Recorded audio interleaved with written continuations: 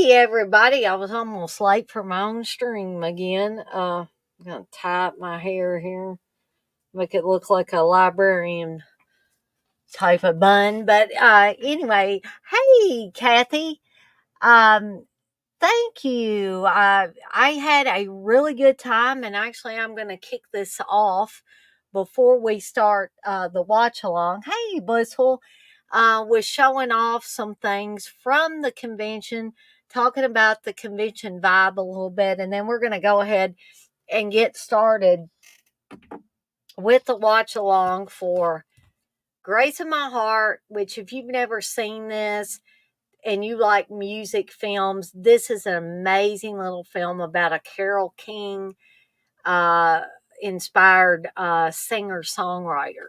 I This was a blind rental for me back in the day when this came out, and I think Aliana Douglas is fantastic in it.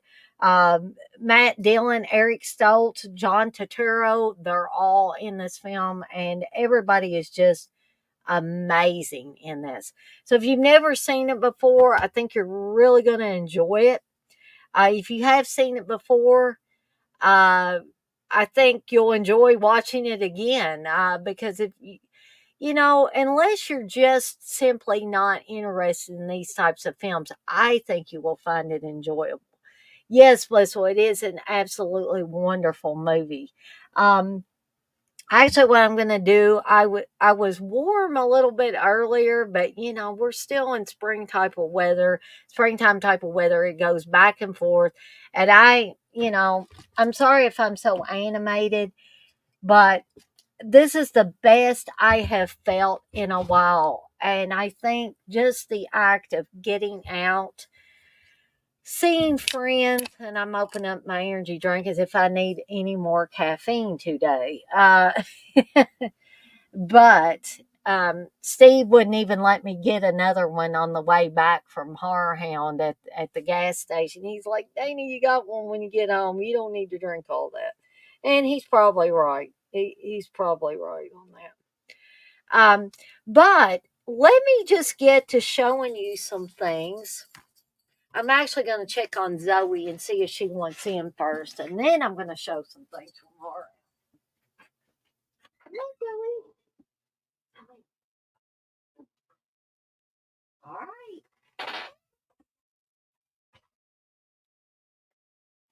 And I'm going to turn on my heater because, like I said, it goes from being warm to then it goes to being chilly, and oh, it just can't make up its mind.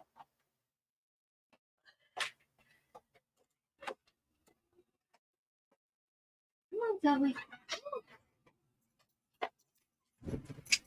All right, so let's get to showing off the stuff I got. Oops, I have to mess something up. That's another thing. I'm so clumsy anyway. You get a little extra caffeine in me, and I am just extra clumsy.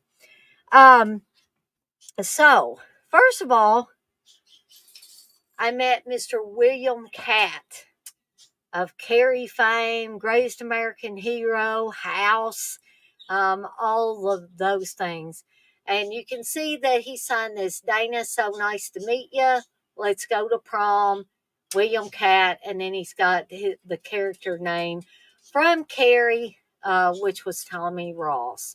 So I thought this was the best picture on the table as far as the Carrie pictures, because I think him and Sissy Spacek just look fantastic in this picture.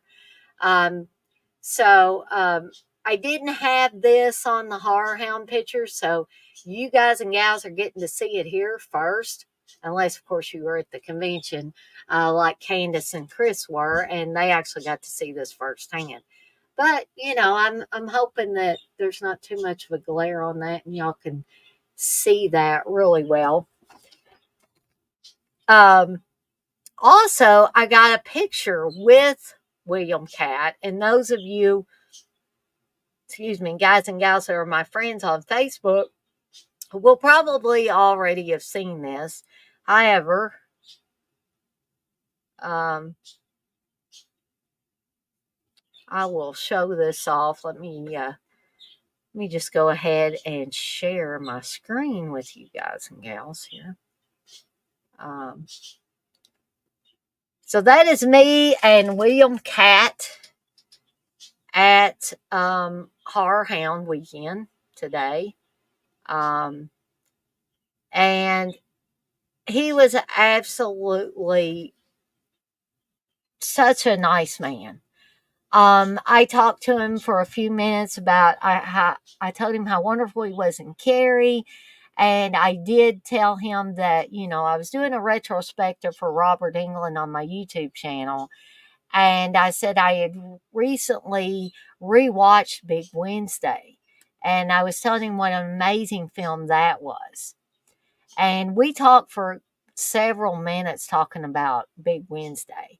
And he was telling me how he used to be a surfer. And he said, "Did you know Robert Englund did the narration for the movie?" I said, "I didn't know that at first, but when I watched it again, I was like, yeah, that is Robert Englund's voice." And he told me how he and Robert Englund had been in a play together way back in the day. And so we had a very nice conversation. And it was one of those fulfilling meetings. And if you have never met William Catt, and you get the chance to do so at a convention or otherwise, I say go for it. As you can tell, I'm very happy in that picture. So, so I'll stop sharing my screen there for a little bit. Okay. Oh, yes. And here's another thing.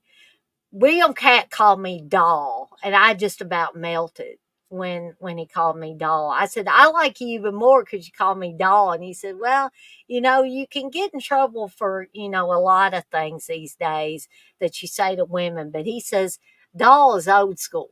So he's like, "I think I'm okay." I said, "No, no, that's fine."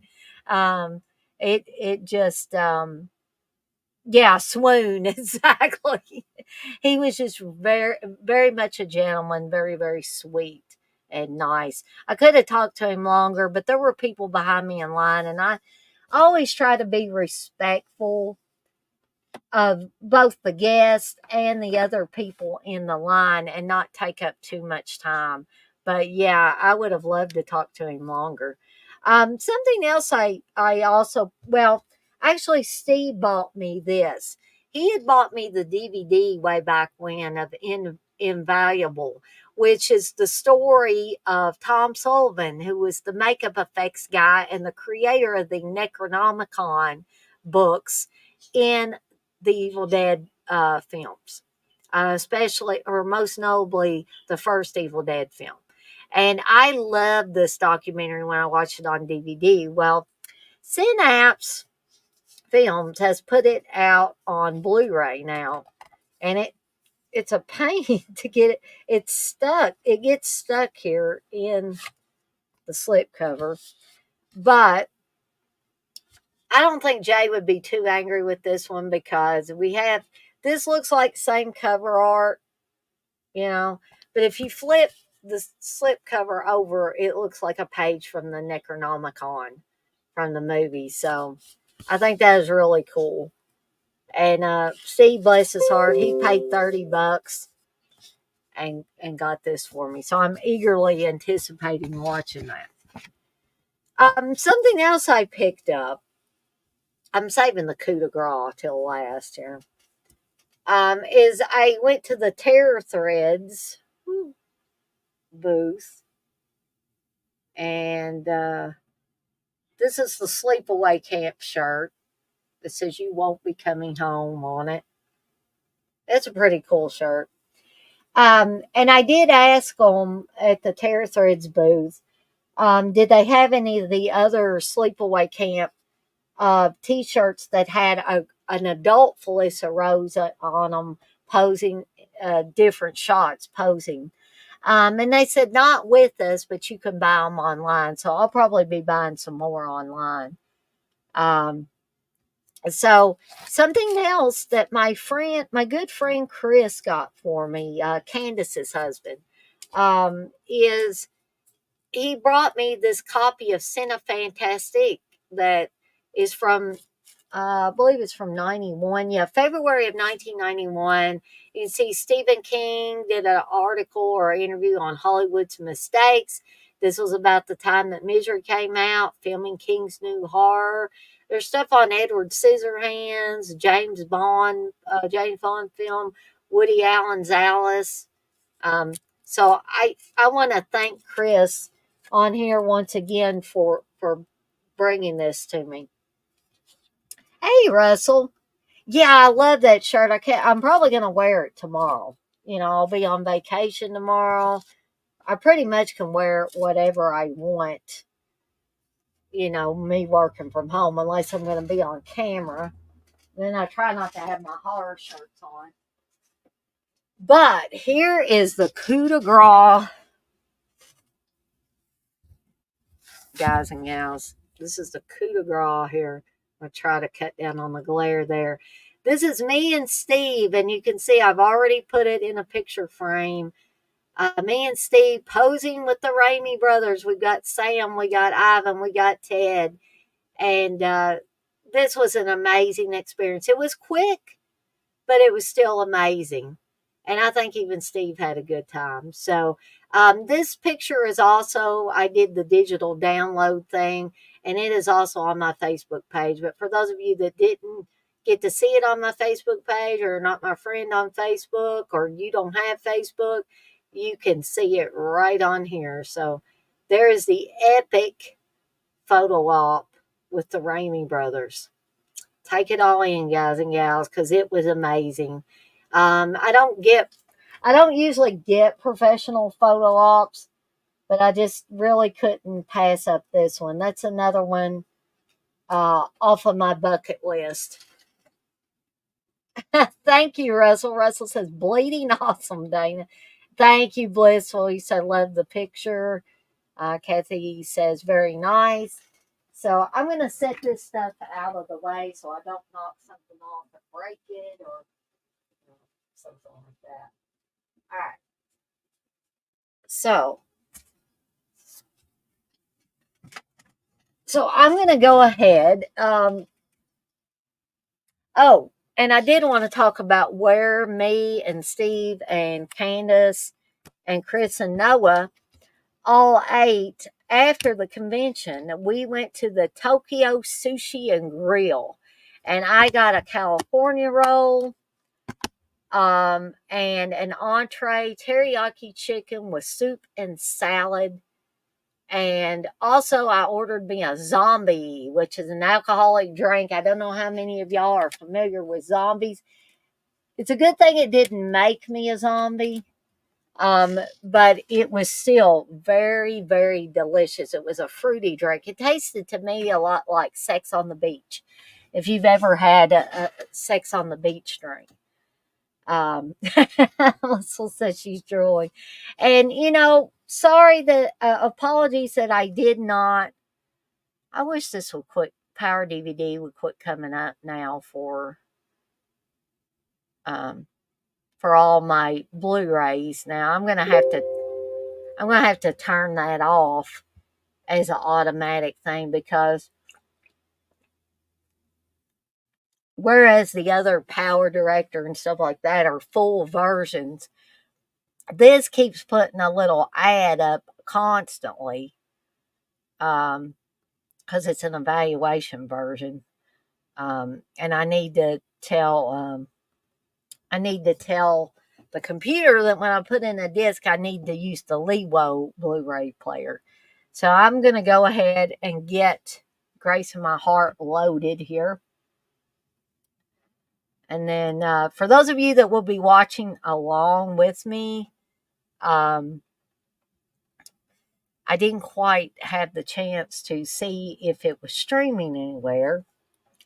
And I can't remember if I said anything last night or not regarding if it was streaming anywhere. So if anybody's got any questions about Horror Hound conventions in general while I'm waiting for this movie to load, I'll be glad to try to answer any questions that I can. I did also hand out, or not hand out, but I set out some of my postcards and also some of the business card size things advertising my channel. Russell, you say, when I drink, I would make our own zombies. A little bit of this, a little bit of that. Yeah, I think that's, Russell, that's primarily what these things are.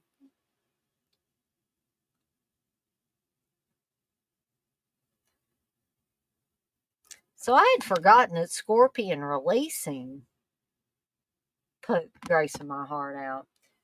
Um, so let's see here.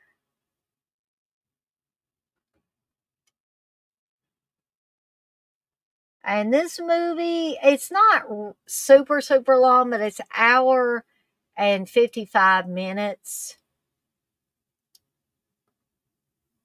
Um, okay. So I have where it says focus features, and hopefully we've got a little bit of time here. Let me just check something here real quick.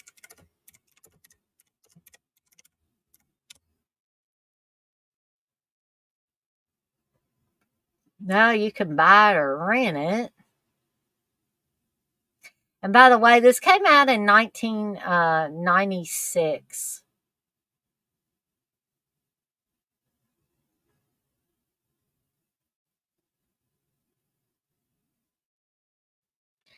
Yeah, I'm seeing where you can buy it or rent it.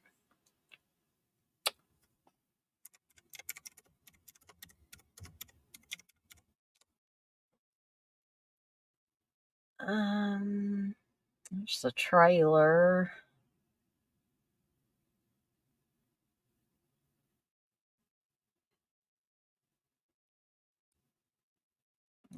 Soundtrack, stuff like that. Oh, hold on here. Let's see.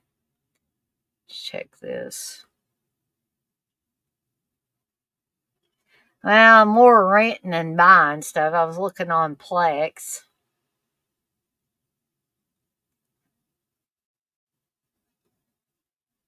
Let me just check one more place real quick here, gang. Apologies, I didn't do this earlier.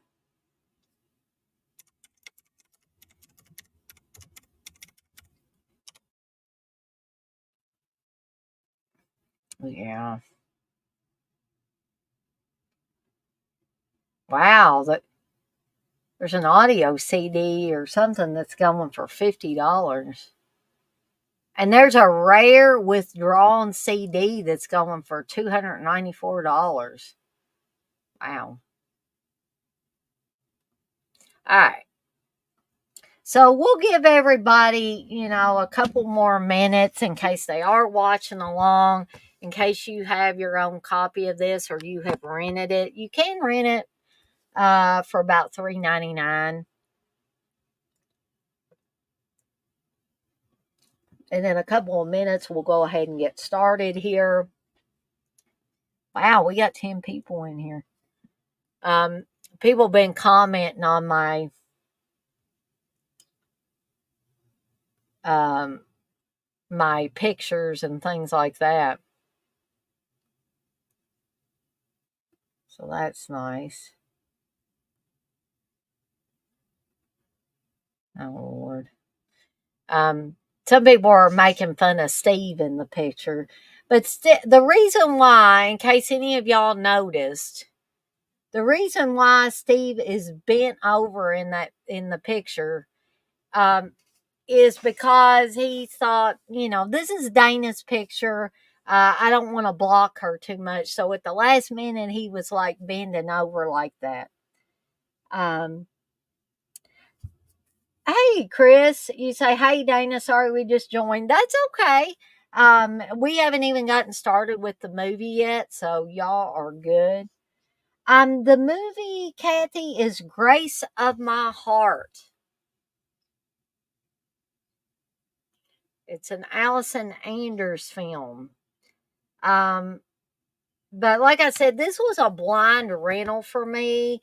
I was just going around the local movie rental store in my small hometown, and I saw this movie, and I was like, "Hey, this looks interesting." Rented it, took it home, and watched it, and yeah, was pleasantly surprised by the quality. You're welcome, Kathy. Um, so I think we're going to go ahead and get started. If anybody, comes in later and needs a timestamp or anything like that, I'll be glad to help them get all synced up. So we're going to go ahead and do the countdown. We're going to go ahead and get started here. So here we go. 3, 2, 1. Press play. And we're seeing the focus feature. Can't talk. Focus features.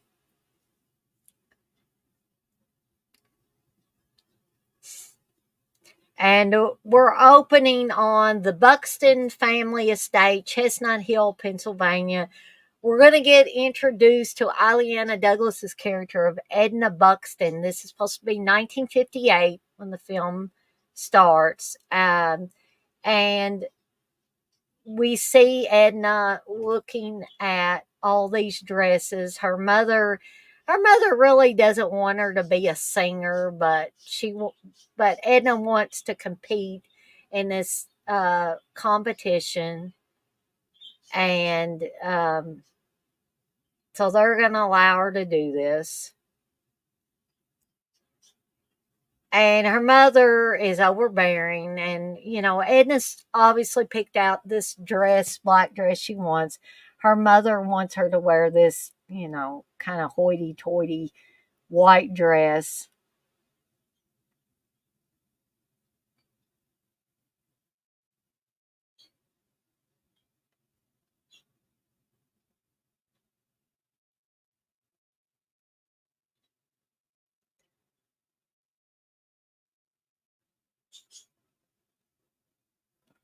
So Edna hates it. She says, she tells her mother it doesn't fit.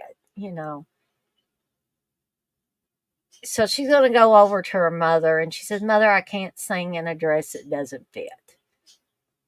And she says, "Look at it." And her mother says, "The dress fits the occasion. It's you who doesn't fit." And at that point, Edna has to give in. And this is the dress she's going to wear to the singing competition.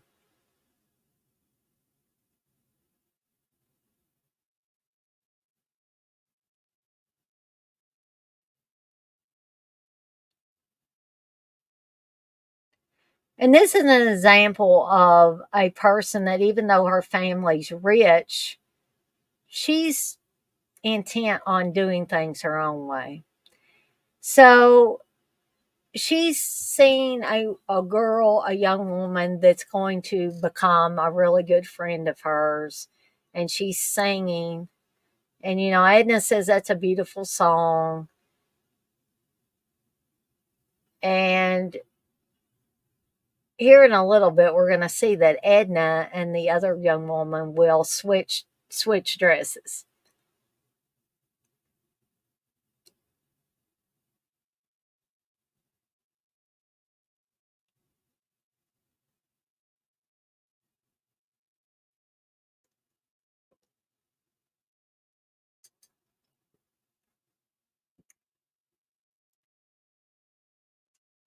So the woman that's going to become her friend, says, and this is an important quote to me from the movie. This movie's full of important quotes, but she brings up one that she said, I don't know all about what your mother said, but she said, "I think it's more fun, or it's better to sing a song that you like than to try to please everybody." And that is something that, in all my years of adulthood, I still don't think I fully learned that, but it is important to remember. And we're seeing she's now got Edna's dress on, and Edna's mother is none too happy. And Edna thinks that she will win. This woman will win. She deserves it.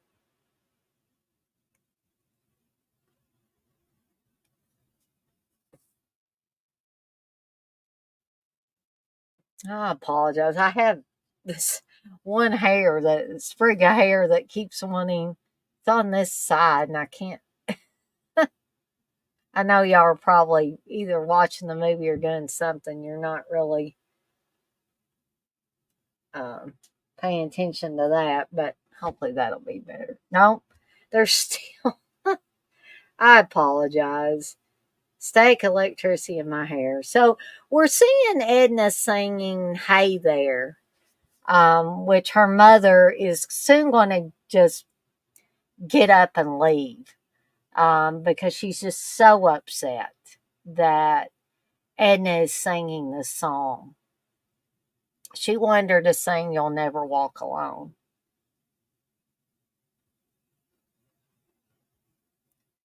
Blissful, you say you have road curls today. So the mother's clearly upset. Everybody else in the family or that's attached to this family, it is just enamored of Edna right here.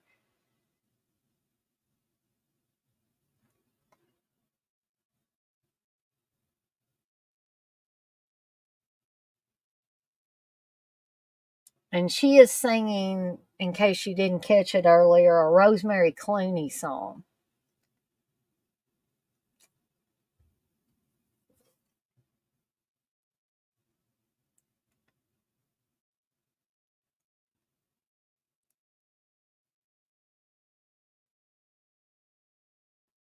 So her mother's leaving.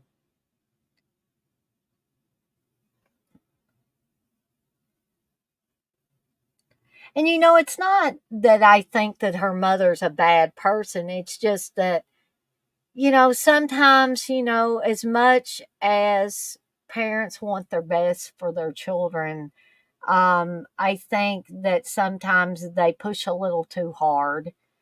And it's better just to let their offspring decide on their own what path that they want to take.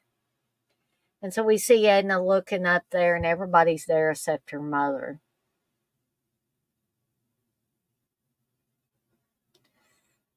So she's supposed to get a contract with McMartin Records at this point for winning this competition. I love Rosemary Clooney as well, Blissful. So Edna's telling this music producer, I'm going to sing in another world.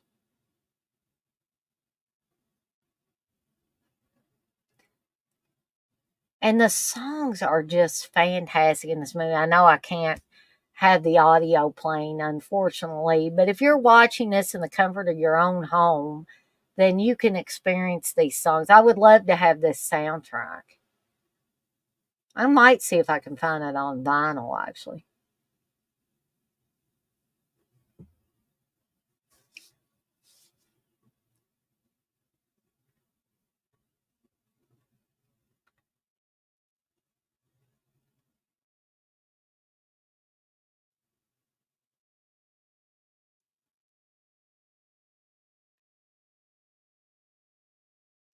I mean, she's so passionate here, singing these songs.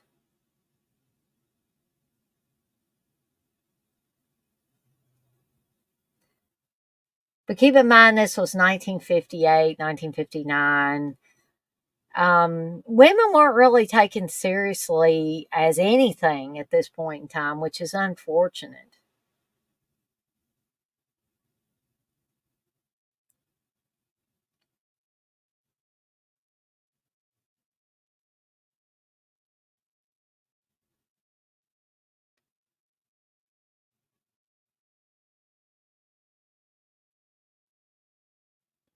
So he's telling her she's got a nice voice. She says, "Thank you." He says, "But the thing of it is, Toots," and he calls her Toots. He says, "We already have somebody," and she says, "Just like me."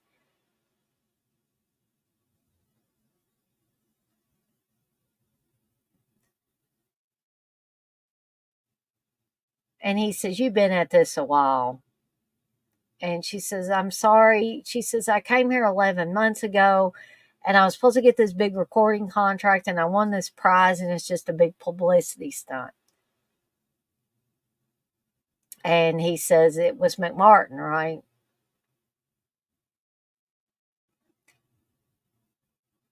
And he said, "You want me to really burst your bubble?" And she said, "Oh, sure. Go ahead, just start bursting." He says, "Not only do we already have somebody like you, but we're all trying to get rid of the someone's like you that we already have." He said, "The thing is," and he calls her toots again, which I find offensive. He said, "Lady singers, they just don't sell. Male vocal groups." He says, "That's the ticket now."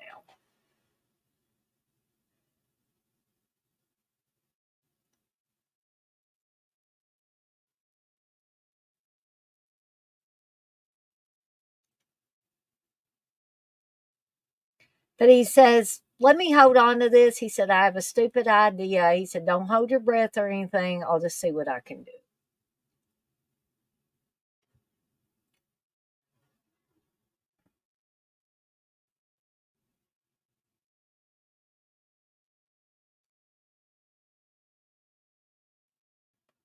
So then she ends up seeing her friend. Her friend's got her own ladies group.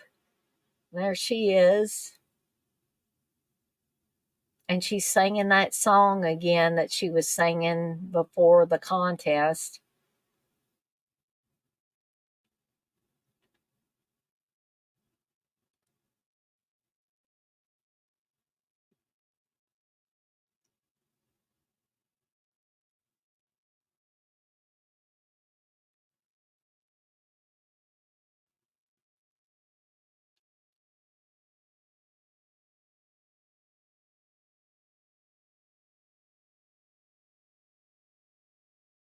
So I'm guessing this is like a blues club.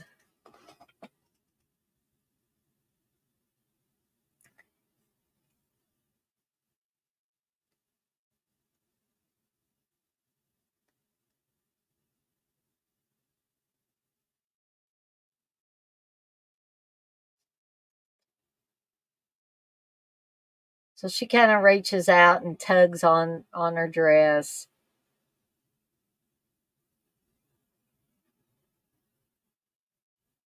And she says, "Look, I tried to return the dress."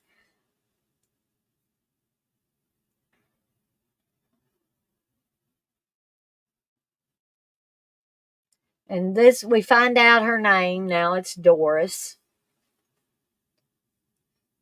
Yeah, I love blues music too, Kathy.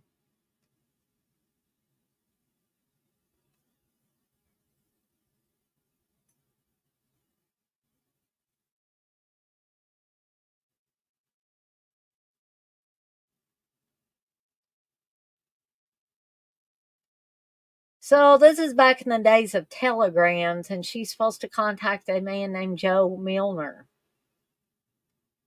And this is Joe Milner, played by John Turturro.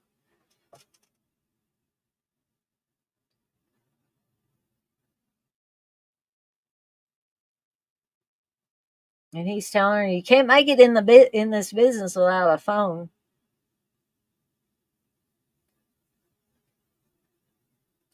And Joel is one of my favorite characters in this movie because he's hard on Edna. He's hard on her. But he's an important part of what makes her career eventually and makes her into what she needs to be.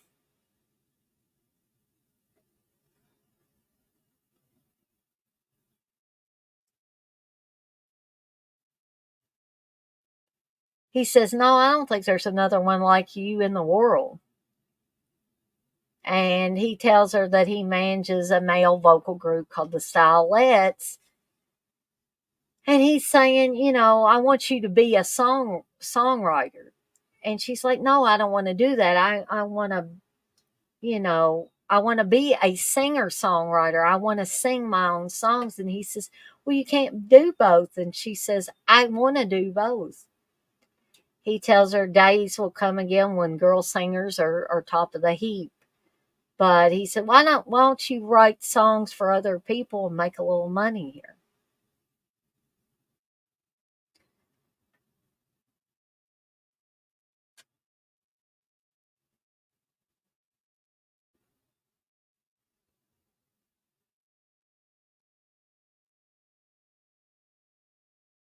Then he tells her she's got to change her name. He says, Edna Buxton, that's the worst name I've ever heard in my life. So then he says, you're the Buxtons of Philadelphia? He says, not Buxton Steel. And then he finds out that, yes. He said, we got to do a little reinvention.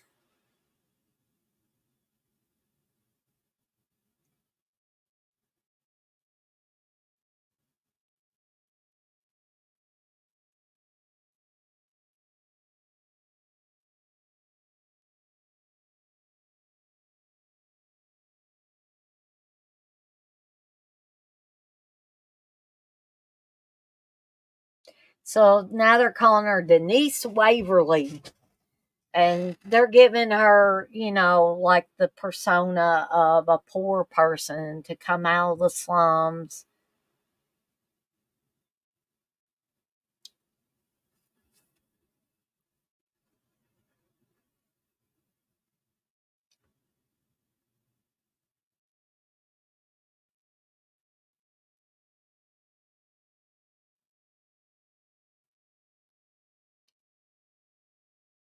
And the song is about being in love with somebody you can't have. And it's affected one of the guys in the group so much so that he is having trouble singing the words.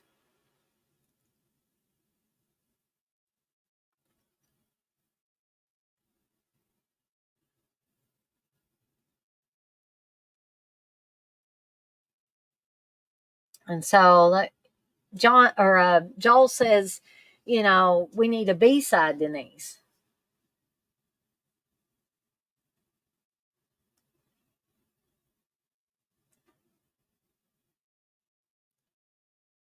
And we find out she's going to get the same percentage as Joel.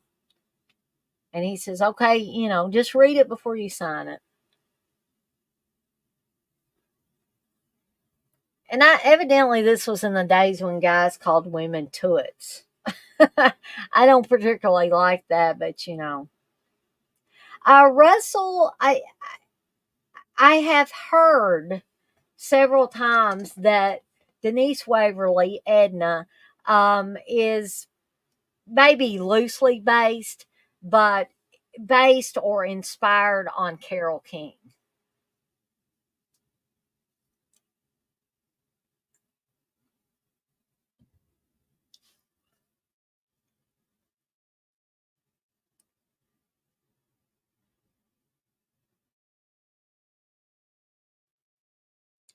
And she says, I write songs in the bathtub, on the fire escape, things like that. And he said, no, you're going pro now. You've got to make the hits here.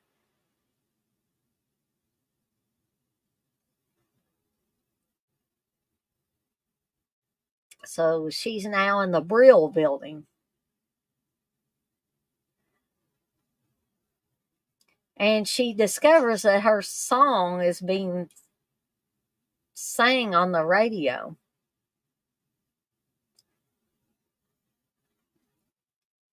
And she also finds out that the record's selling out everywhere.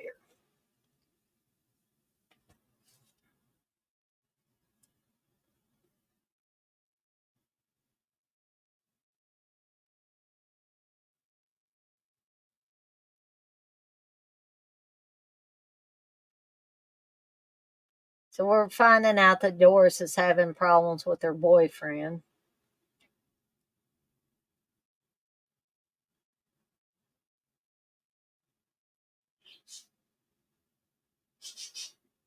Yeah, I love Carole King as well, Russell.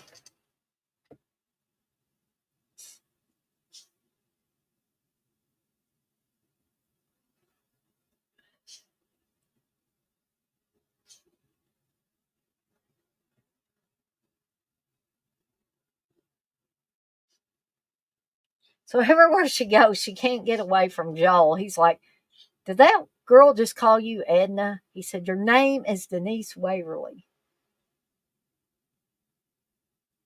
So here's Eric Stoltz's character, the introduction to his character.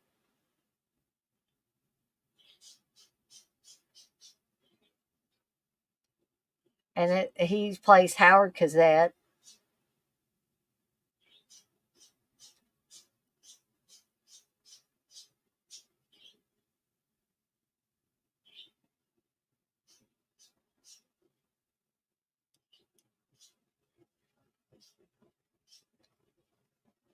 Oh, Tapestry is amazing, Kathy.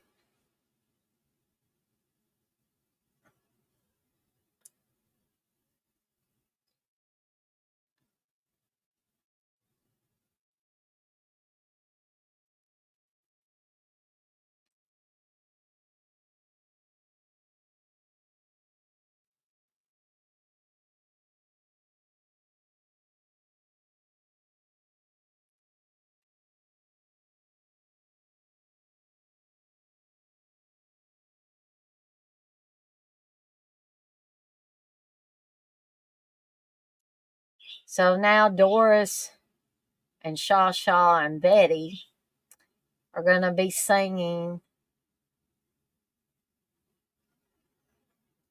and I'll call her Denise for right now, but Denise says, she's like, oh wow, Joel, aren't they just the most?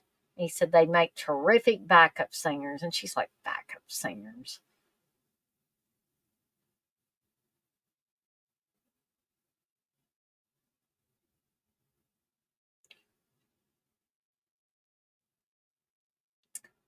So we see that Howard is flirting with Denise here.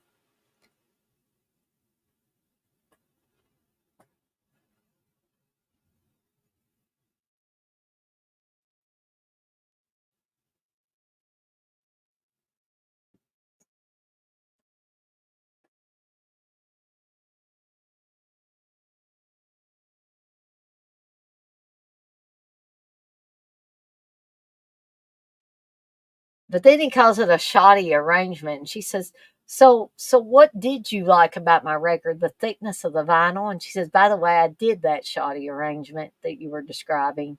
You're a horse's ass. And she leaves. Very strong woman character in this, which I love. To which Howard says, she wants me.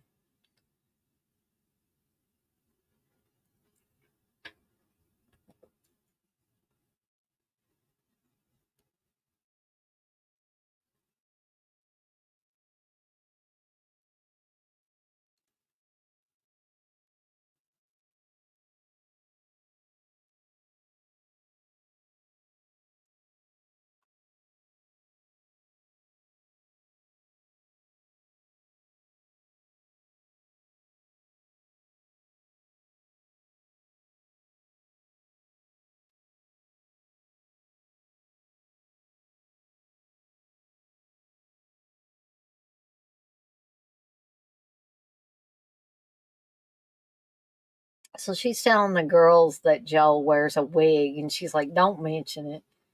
And he says, I don't want to see people until my fourth cup of coffee.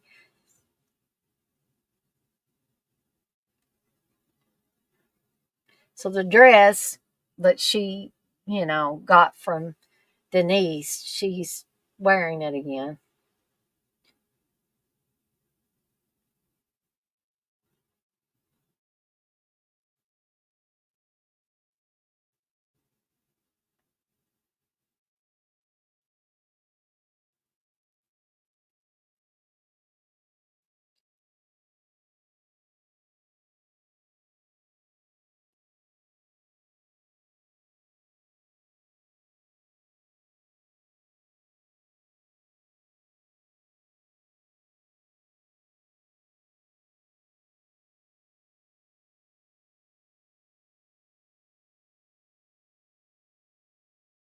So we see Denise getting, progressively more upset because Joel is acting like, yeah,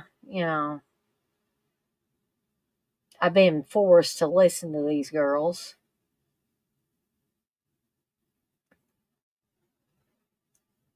And she's wanting to get some kind of positive reaction from him, and she's just not getting it.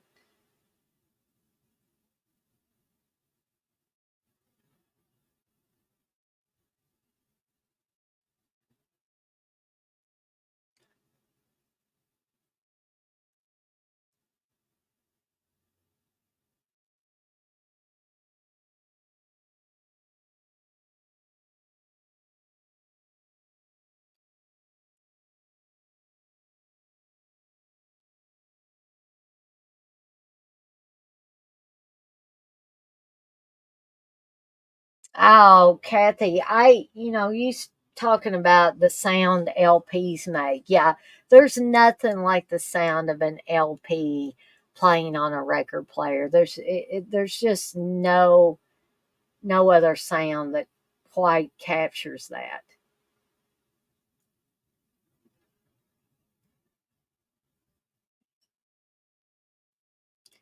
Yeah, I need to watch that Light of Day movie, Russell, because it sounds really good.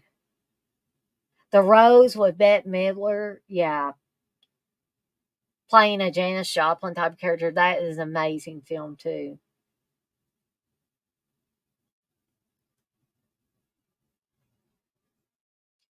So Joel's telling her once again, no matter what you do, I can't sell girl singers.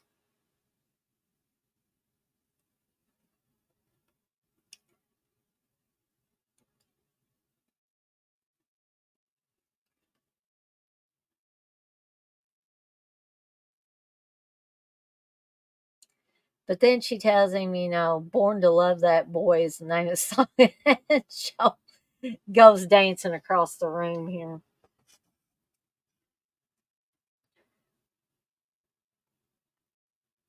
So he says he'll think about it.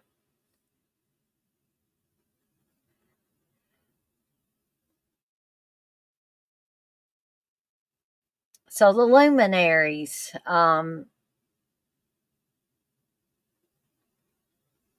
Joel is showing her, the records in the record stores.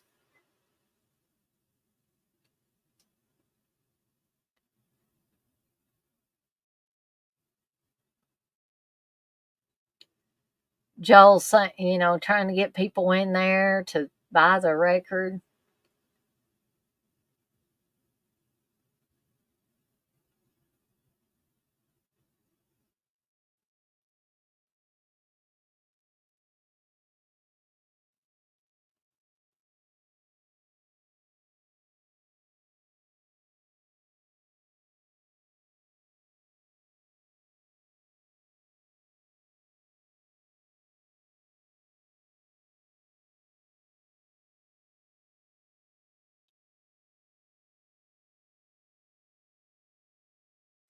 I'll have to check it out on YouTube, Light of Day, Russell. So we're gonna, soon get introduced to Bruce Davidson's character in here, which Bruce Davidson, I love that guy. He is amazing as well.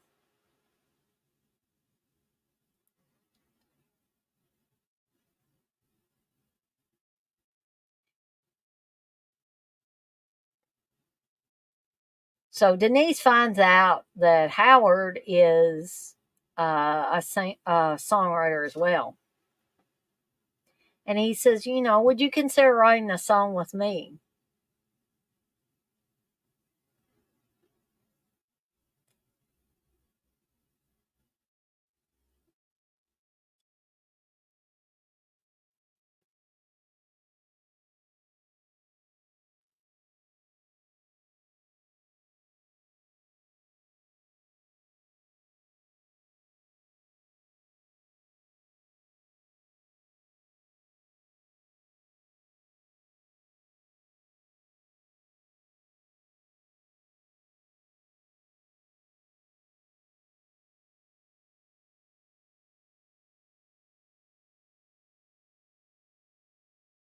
So Denise kind of turns him down at this point, and he says, remember me for later on.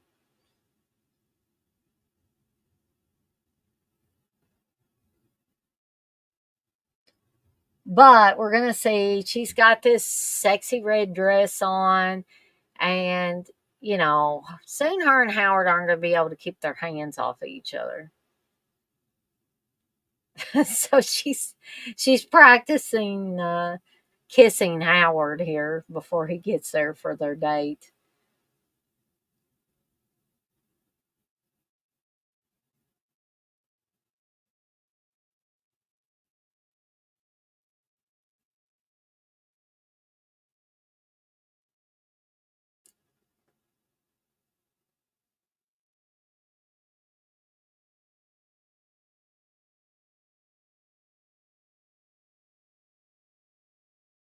Brings her flowers, and then they can't take it anymore. They're kissing passionately. He's already trying to get her dress off very successfully there. So now they're riding together.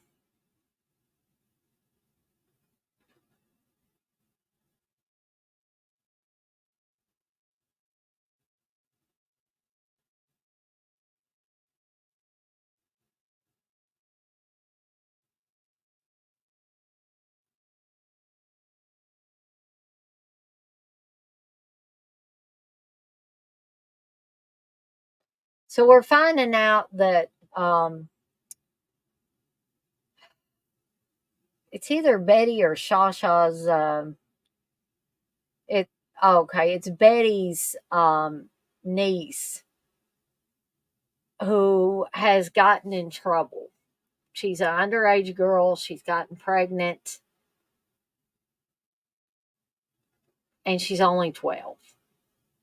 And this is in a time period where, young women getting pregnant was not a good thing. Underage women,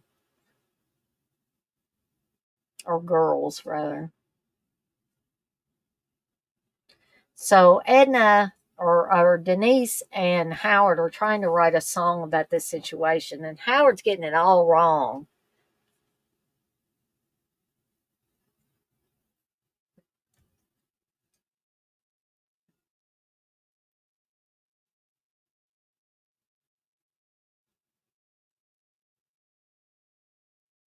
And I think the song turns out to be Unwanted Number, which if you're listening to the soundtrack, you're hearing the girls sing this now. And this was also at a time period when a song like that would be very controversial.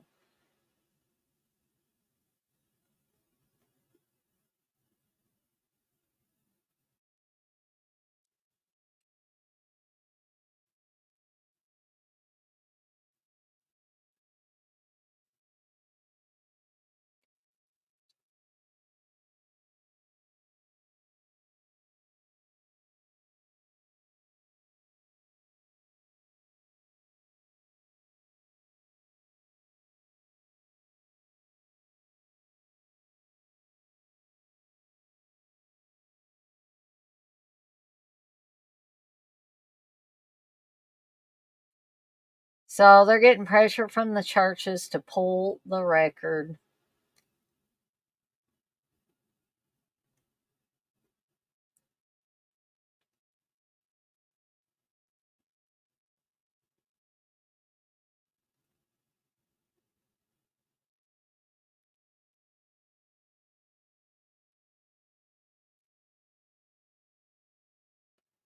And there is Bruce Davison playing John Murray, the music reviewer. And that's what Joel said. He's hoping that Joel Murray can help them get over this controversy.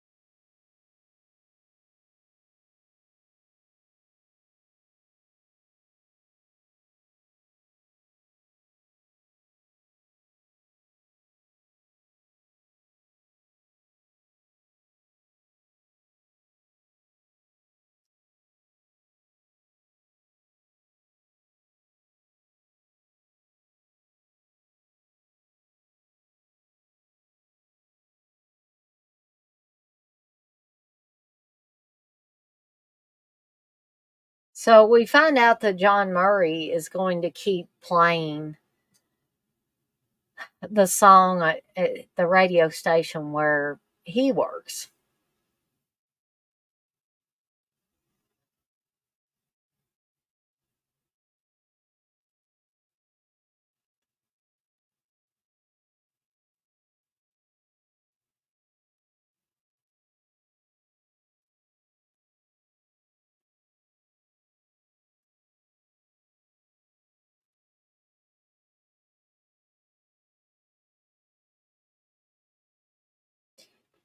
So we're starting to see at this point that Denise has an attraction to John here.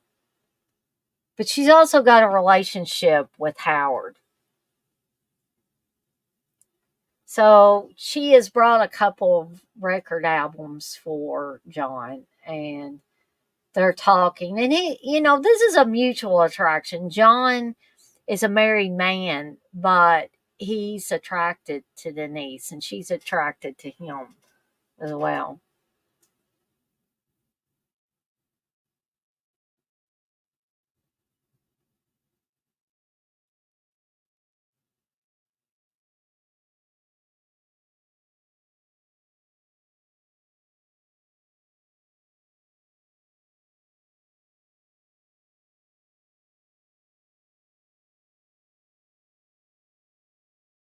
So now we're seeing that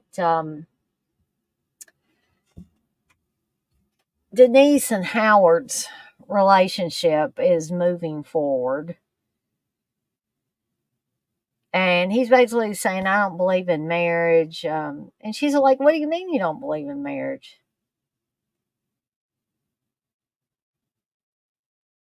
And he's like, oh God, come on, you believe in it? He says, marriage is a bourgeois convention.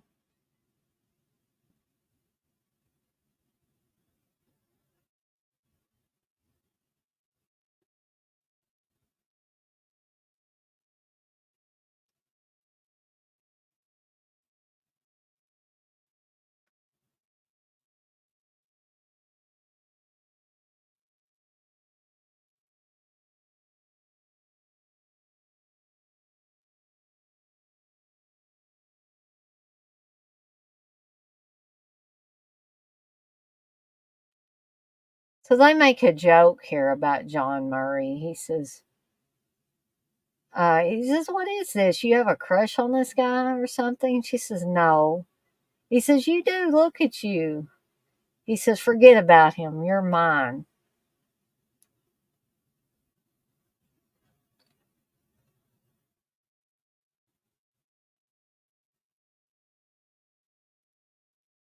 So now we're going to get introduced to Patsy Kensett's character,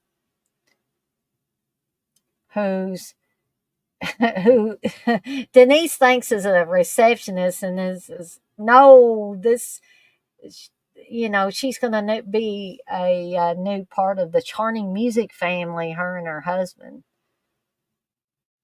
And she's actually wrote a song for the Luminaries, which are Denise's friends, um, because the last two or three that her and Howard wrote for them got banned from the radio.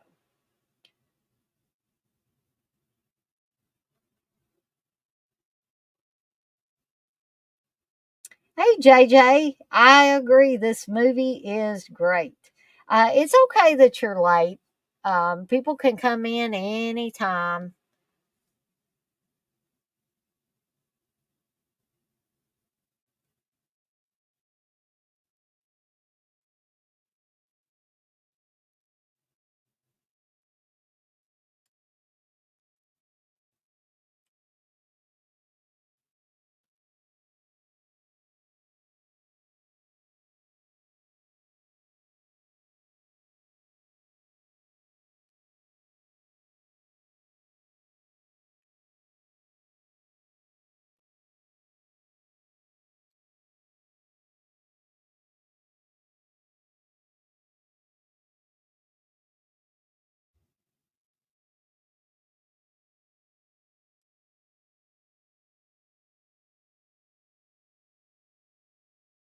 She says, I'll do you.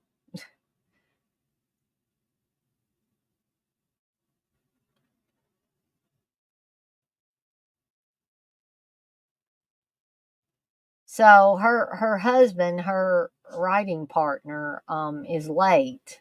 Um, Cheryl's husband.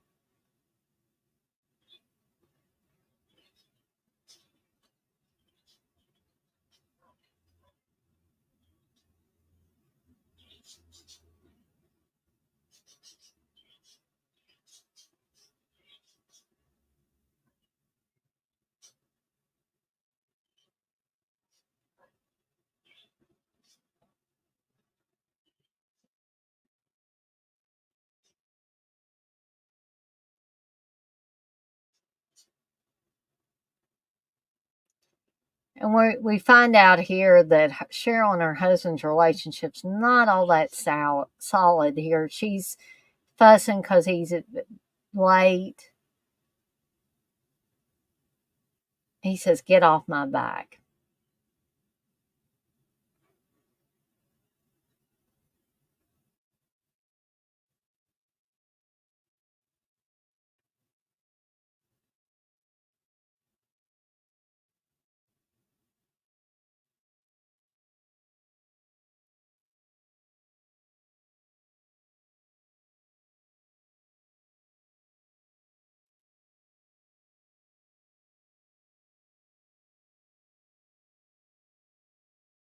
And Denise is clearly upset.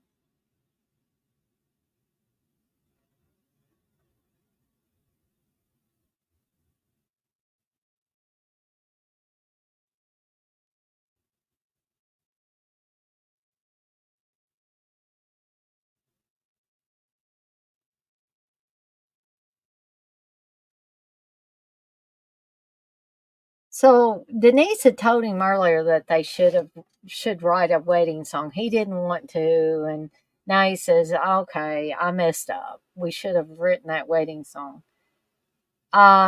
So now Denise is telling him, "I think I might be pregnant," and the doctor's pretty sure I am. But we'll just have to wait and see if the rabbit dies. He says, "How long does that take?" She says, "About a week." To which he says, "Oh shit." That is not what you want to hear your man say when you tell him you think that you're pregnant. And then she says, "Well, my name's not really Denise, it's Edna. Edna Buxton. Buxton Steel, that's my family's business." He's like, "Are you putting me on here?"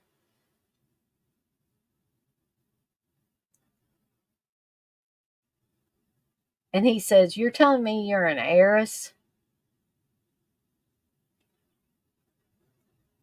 And he said, "You don't look like an heiress," which hurts her feelings. She says, "Well, that's nice. What's an heiress supposed to look like?" And he says, "Grace Kelly." And then he goes on to say, "That's the kind of woman I always thought I'd end up with." So he's saying just totally all the wrong things right here. Russell, that's okay if you want to watch the making of. I did see that there was a making of on YouTube. Yeah, exactly, Blissful. He does handle this so badly.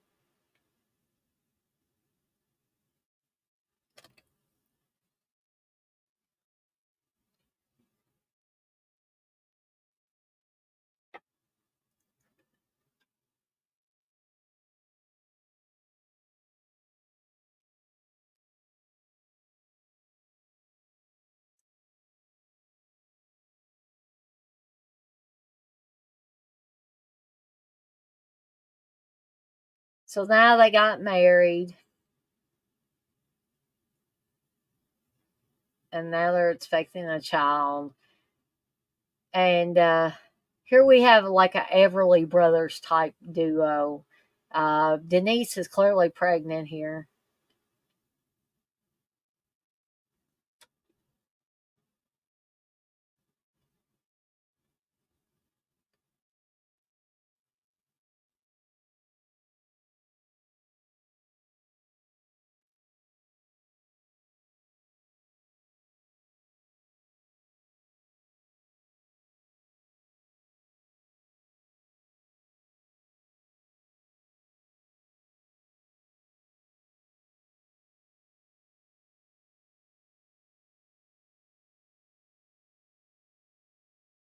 Oh yes, Blissful. I agree.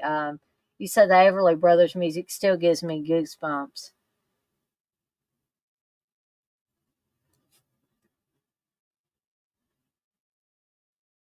So Joel and Howard are kind of getting in a little tiff here because she says, Howard, you just can't leave. He's blaming, Joel's blaming Howard for Denise not having any hits for a while.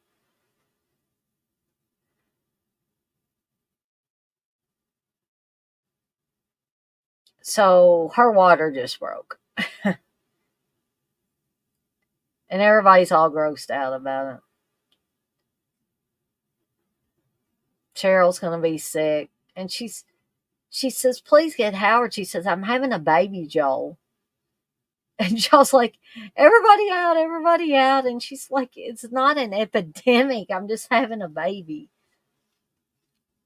So everybody pretty much leaves Denise alone. And then Howard comes casually walking in. He says, "What happened?" She says, "I'm going to have the baby." He's like, "Now?" He said, "Oh God, come on, okay." So he's kind of trying to help her get out of the room. And there's her beautiful baby there.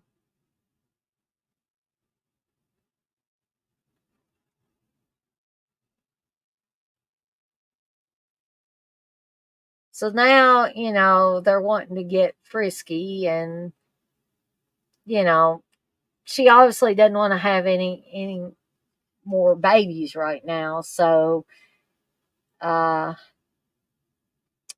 she's got a little device here. But Howard is, starting the foreplay, and so this ends up on the ceiling, and it's okay, they say. How many times has that happened to people? And she's taking Luna, her little girl, to the office.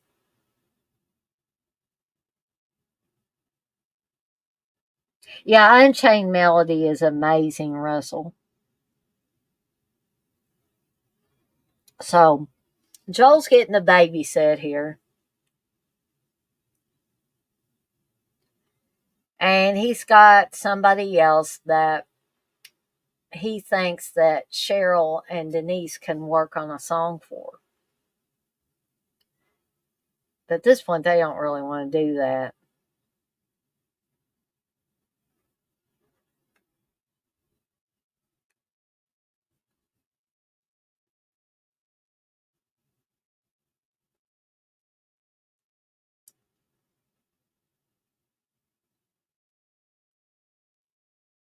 He says there's no betrayal here, it's an experiment.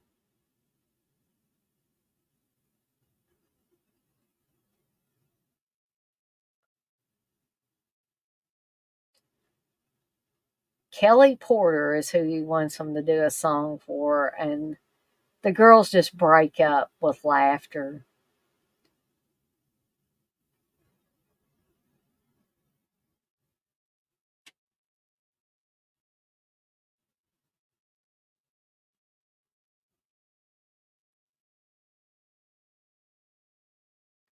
So we're going to find out something about Kelly Porter, her character. And that is Bridget Fonda, by the way, playing Kelly Porter there.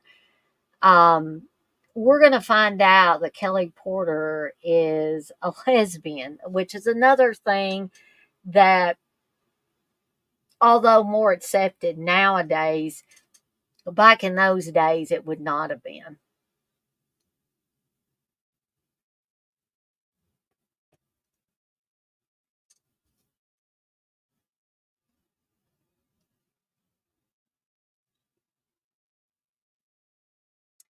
JJ, I believe you're right. You say this was a portrayal of Leslie Gore, who was in the closet forever. Yeah, I like it too, Blissful. You say Kelly's bubble flip is one of the coolest hairstyles to date.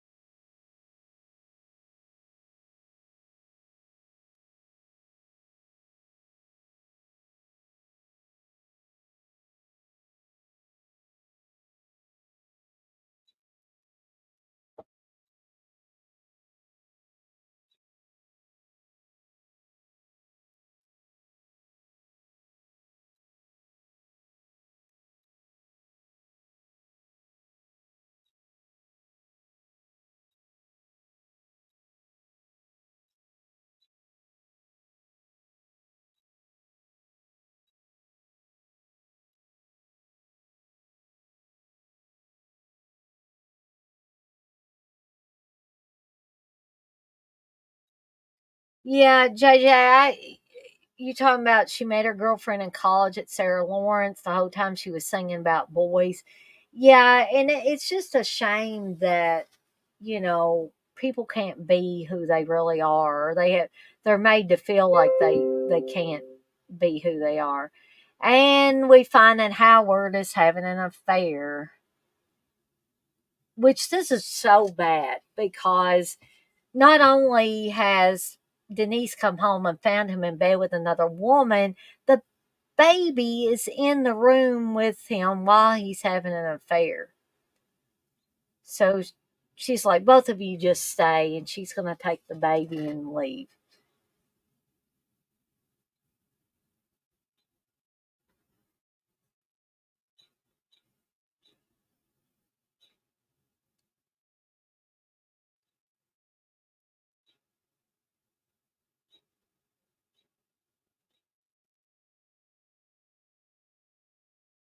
So Denise gets in a taxi with Luna, and she basically doesn't know where to go. She just says, "Can we drive around for a little bit?"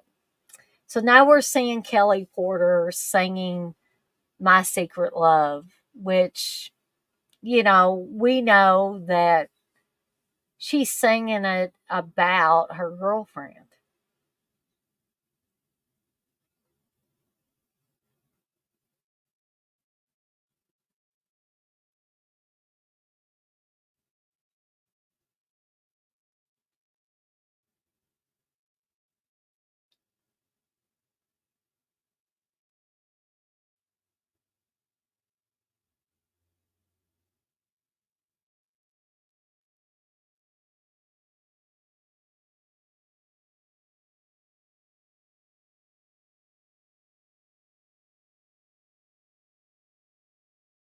So we're seeing now that Cheryl and Denise are becoming friends.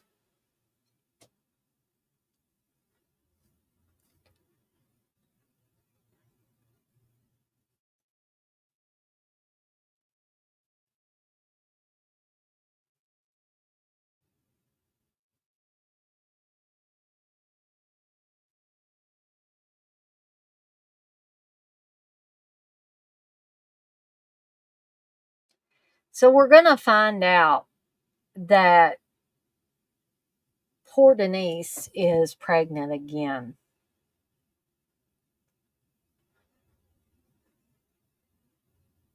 And, without Howard, she's confused and so she doesn't know what to do.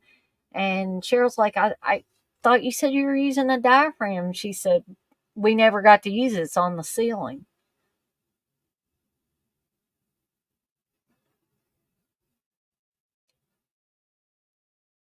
She says, I got to raise Luna, and I just feel like I don't have a choice.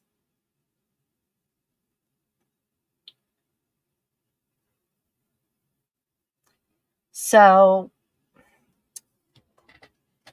she, Cheryl tells her to go to this doctor. He'll charge you $100. He'll give you a shot of penicillin. She said, if you're gonna do something, do this, Denise.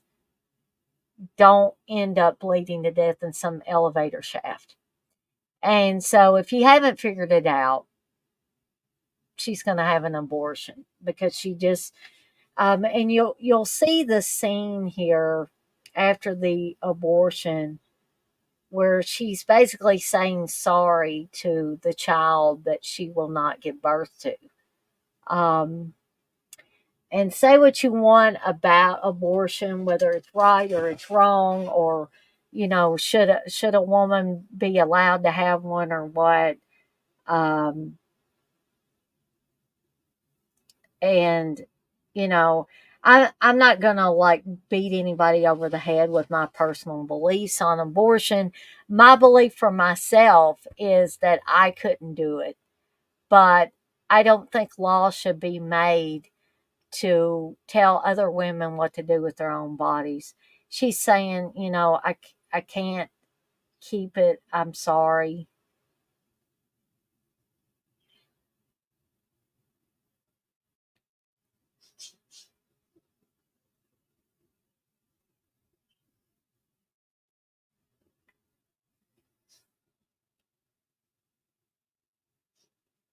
So now we're going to 3 years later. It's 1964, the year the Beatles came to America. And we see that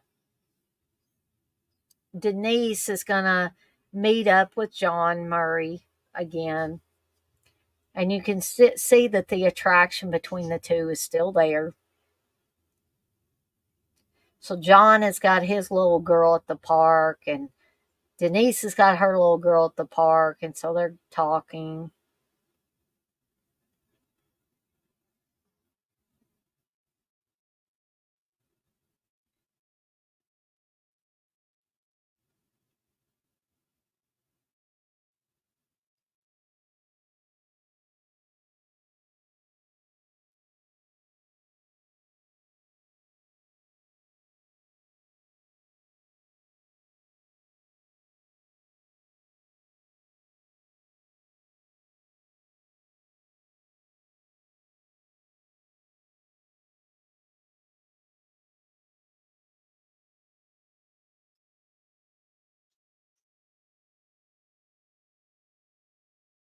I want to tell you guys and gals that I'm really enjoying all the music conversation on different things, different artists. That's part of why I do this. Part of why I pick movies that may not necessarily all be horror. I try to pick a variety of movies for us to do these watch alongs on because it does spark discussion, and I think that's important. Um, Even though, I lean towards horror most of the time, there are other types of movies that I enjoy.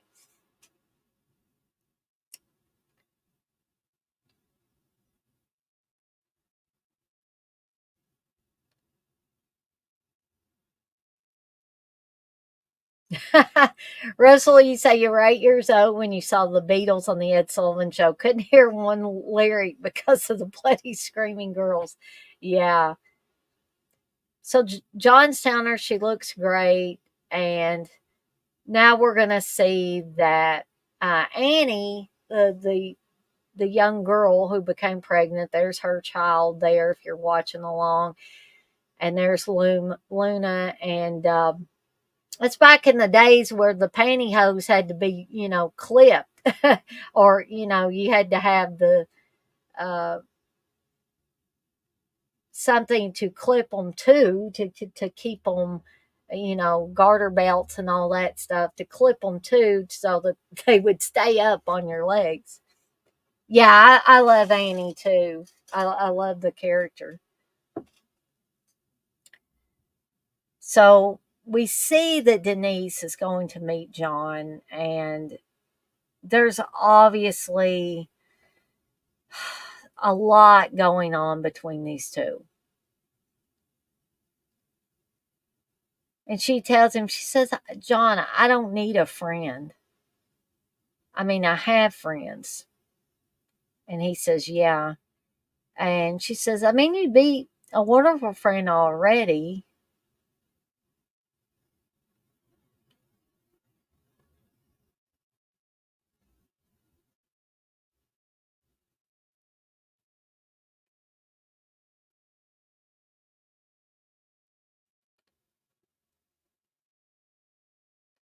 So she slides his glasses up. She says, how do you look without those glasses on?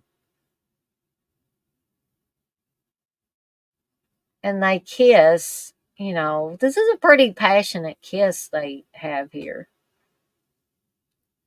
And Joel's telling her, I've seen it happen, Edna. Didn't your mother ever teach you don't fall in love with married guys? And she says, no, that wasn't part of the breeding. Sex was never discussed. And she said, and Joel says, you haven't written a song since you got mixed up with this guy. And she said, Joel, he hasn't made me do anything. And she said, and for the first time in my life, I love someone without any regrets. And she thinks that John's going to inspire her. And Joel says, yeah, when he breaks your heart.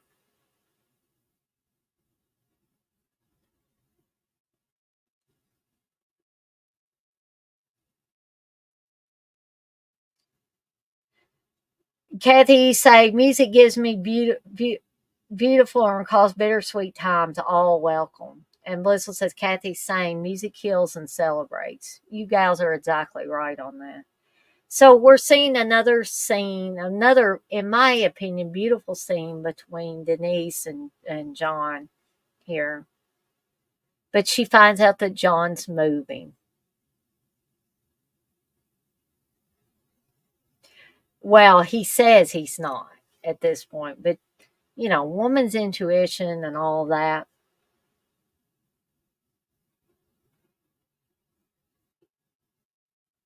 And he says, "Look, I'm not going to disappear on you." How many times have women heard those same sentiments, right?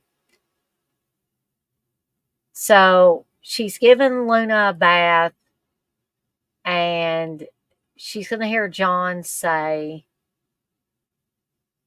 "One more show and I'll be transplanted to Chicago."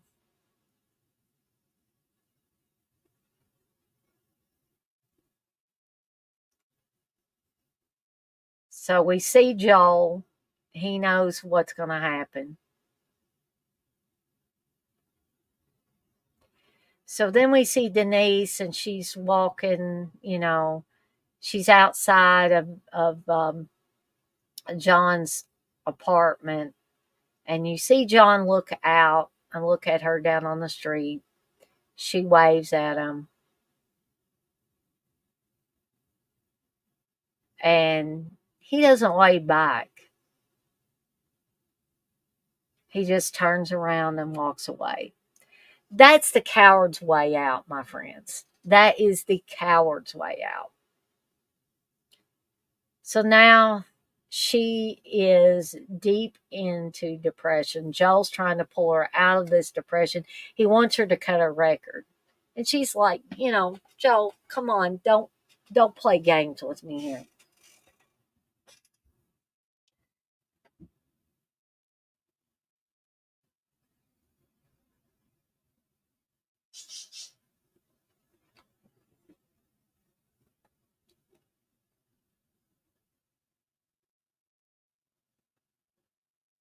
And she's at the point where she doesn't think she has anything left. And here's, tough love from Joel. Quit wallowing in this bullshit and realize that Mr. Married Guy let you down. Your talent didn't let you down.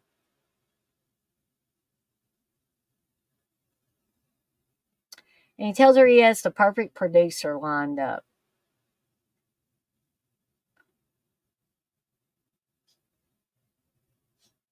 And she thinks it's Phil Spector, and he's like, history.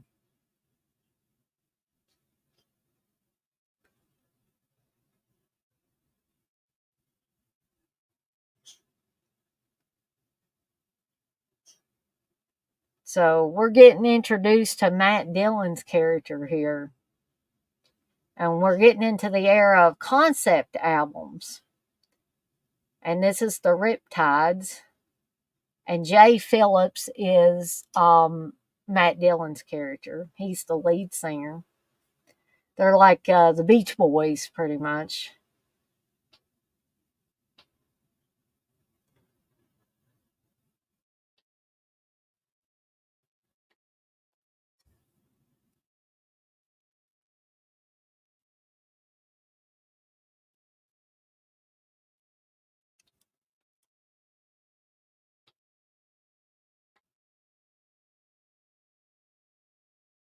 Yeah, exactly. Blissful. Very Brian Wilson.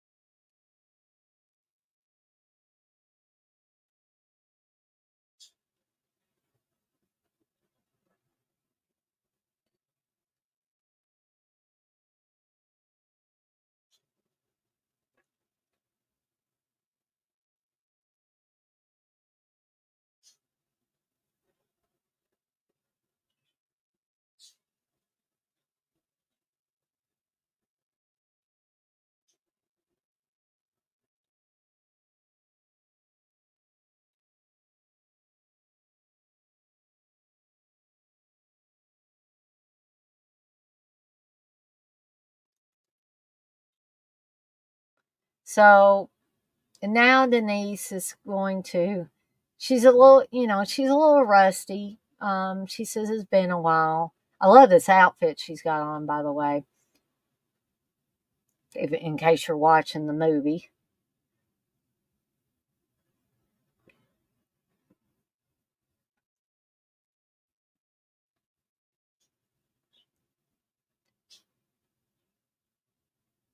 Of course, Aliana Douglas has got the body for it, gang. I couldn't pull this off. I probably couldn't pull this off in my younger days.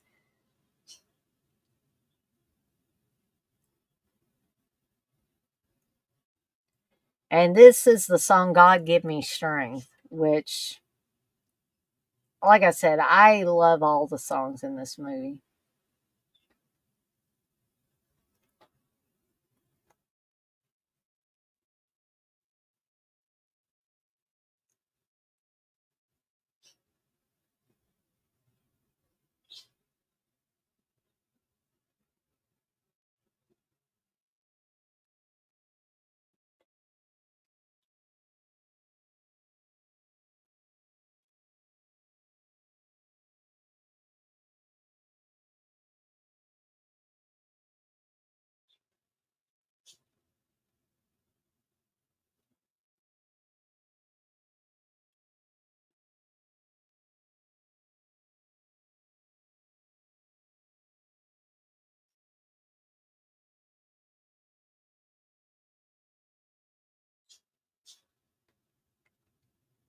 I'm kind of, even though I'm not listening to the song right now, I'm remembering when I did listen to the all the numbers in this movie, and I'm just kind of swept up in it.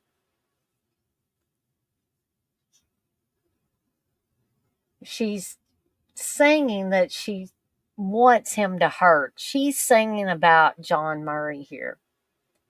And you see that Jay, Matt Dillon's character, has, I guess, like an epiphany. He's seeing and feeling her pain in the song. And I think this is pretty much at the point where he falls in love with Denise.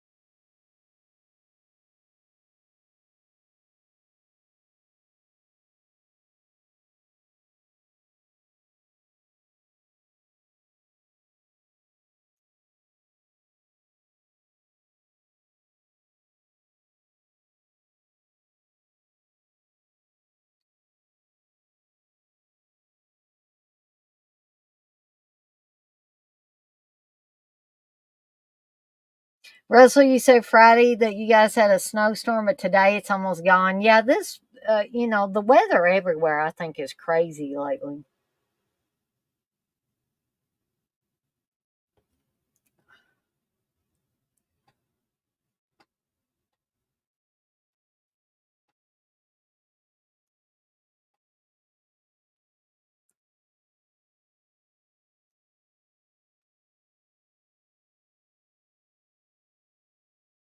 So, guys and gals, I hate to in the middle of the movie, but I've been slowly sipping on this energy drink, and so I have to run to the restroom really quickly.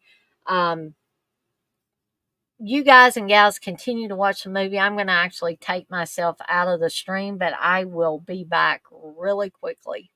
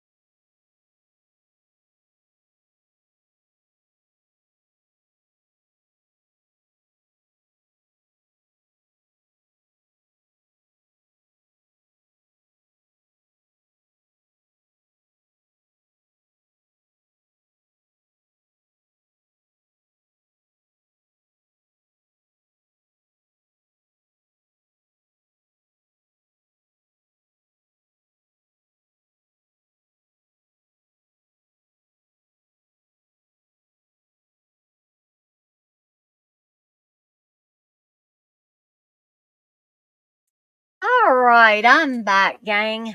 And Russell, if I missed you, good night. Have a fantastic end to your Sunday and all of that. And if you're not on here now, hopefully you'll see this on the replay. So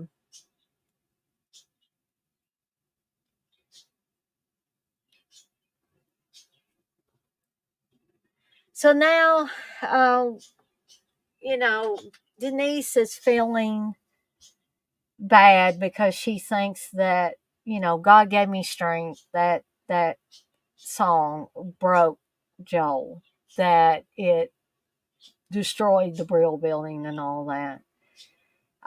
So Cheryl has broken up with her husband. Denise is with Jay now.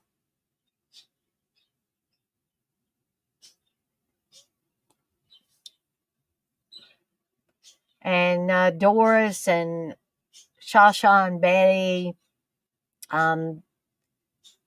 Doris has got some lead work. Um,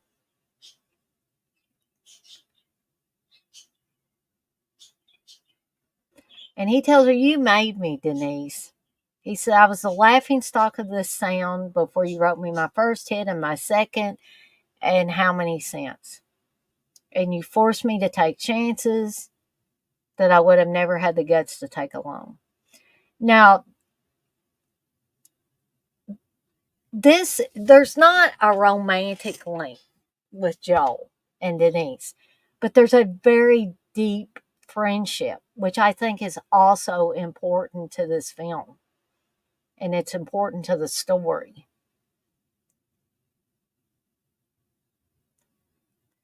So we're seeing that Denise has moved in with Jay. It's now Malibu in 1967. And we find out that Jay's gotten Luna 2 puppies. Annie's living with them with her son.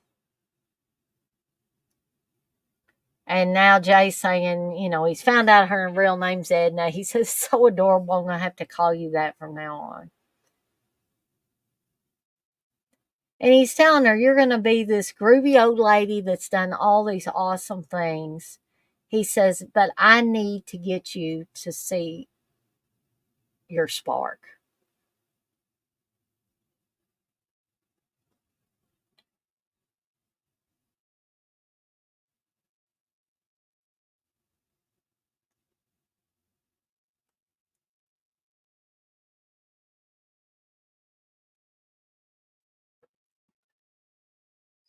So we're discovering that Jay is wanting to go and do more experimental music.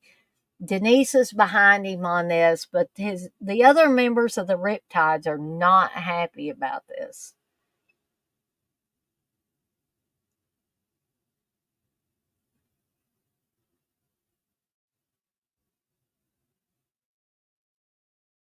He says, "Well, I'm wondering how we're supposed to do that live. Where are the cars? Where are the surfboards? It's not the Riptides. I'm not singing that stuff."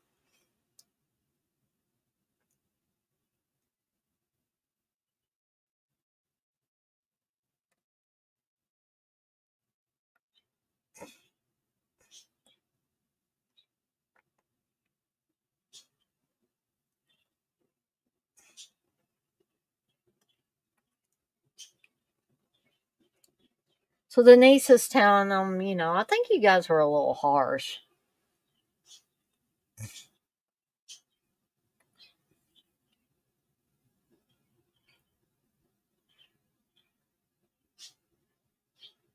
Yeah, very Mike Love, exactly.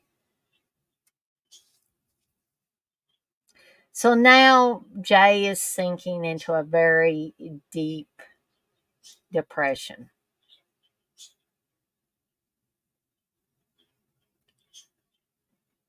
And he's becoming paranoid.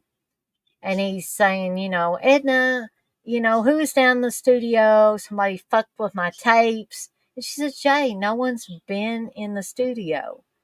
He says, these boxes are empty. Somebody was in the studio. Somebody took my tapes. And he's saying this all in front of the kids and Annie.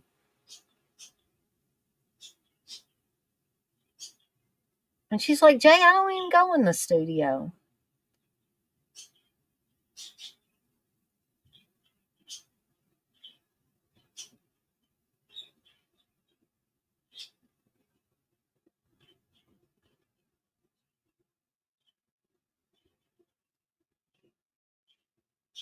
And he kind of, slings the boxes at her head. He's, losing it. And then he says, I got my eye on you. He, obviously he's taken a lot of substances. He's very paranoid. He's depressed.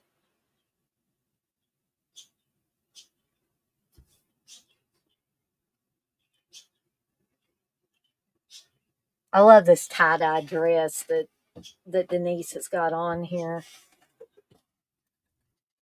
So now Denise finds out that Jay's going to have a big security system in the studio.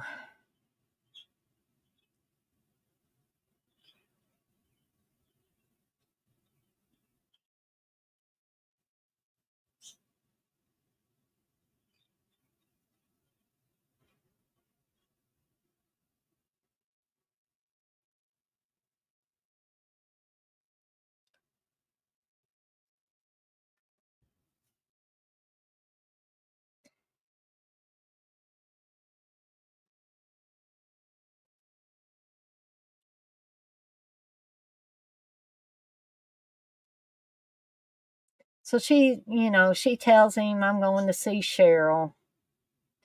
And before she leaves, she says, Jay, and she says, what is this? And he said, those are my tapes. I found them. These are the same tapes that he was having a fit over earlier.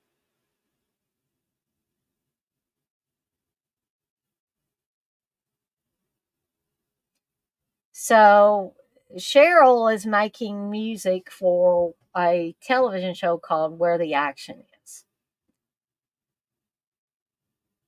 And she's telling Cheryl that she misses the work. And she wants to do what Cheryl's doing, basically.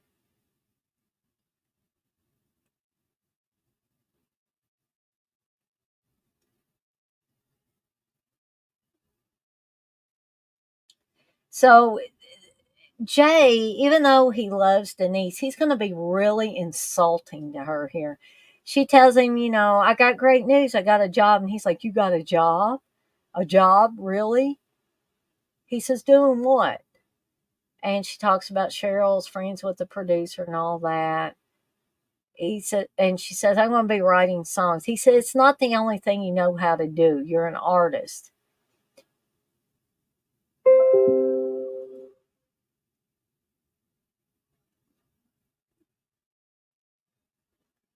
And he says, oh, he's mocking her. I'm going to be writing songs, Jay, for this pop bubblegum show. And you don't need this job.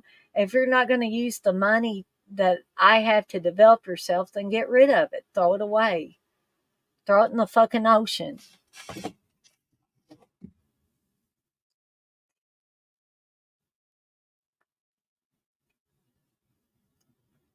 He says, Denise, the only thing I wish for you is that you are fired.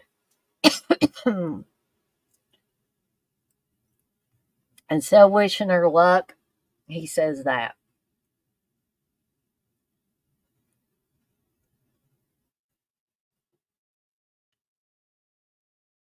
And then he says, I love you, which we know that Jay loves her. But he's messed up in a lot of ways at this point.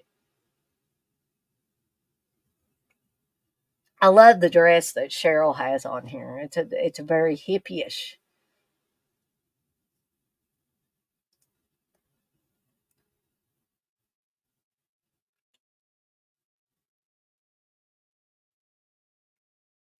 Yeah, he's being a jerk. There's no doubt about that. Men are jerks sometimes. unfortunately.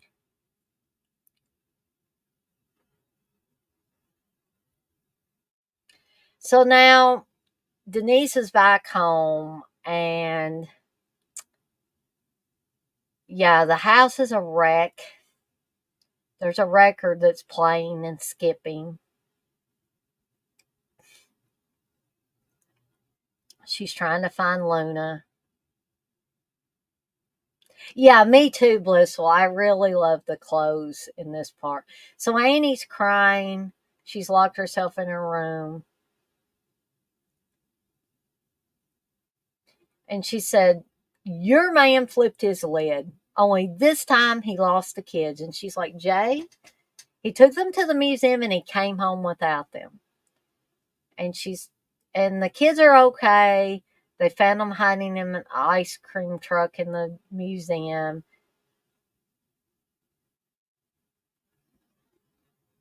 So she called the police, and she's like, "He lost my child too, Denise." And Annie says he tore up the place and dragged the mattress into the studio. And she's like, let me go speak to Jay. And she said, "You better speak to your man." And she says, "Don't you dare talk to about Jay like that." So she's trying to defend him. But once she actually gets into the studio, he's saying, "My mother, she used to sing this song to me. She had big eyes like you." And she's like, "Jay, knock it off. You lost the kids.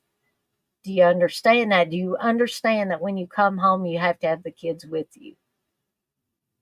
He said, "We were playing. We were at the museum. We were playing. We were having fun."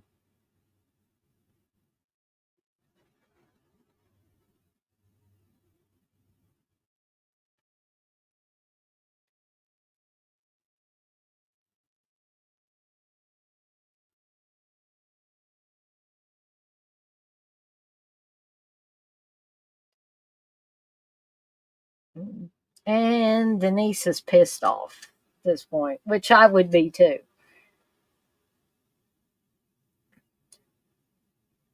So the cops have brought the kids home.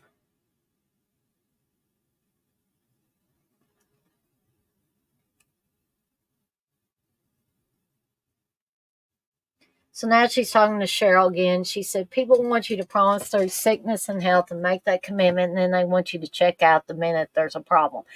Yeah, I totally understand that conflict. And I'm sure many of you ladies out there understand that conflict.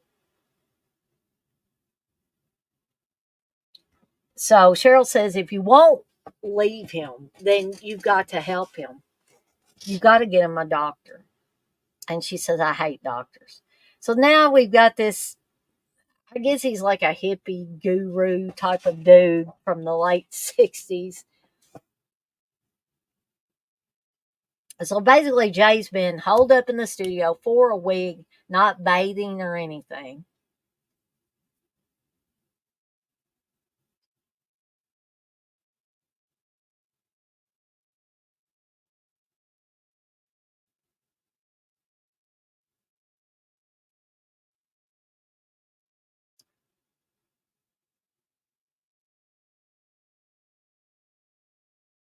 And so, Denise says he smokes a little grass, does some psychedelics and mushrooms and peyote,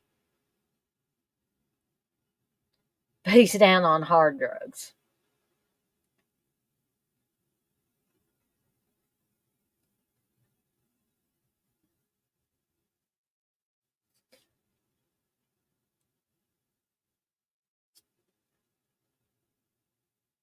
And Denise says, I just want him to know that I care about him and that I love him.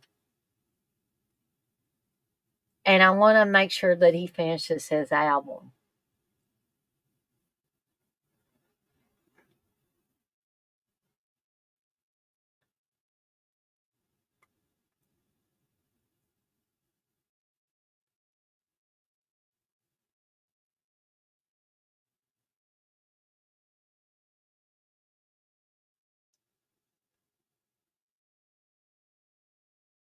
So Jonesy, the hippie guru doctor, is going to come in and talk to Jay.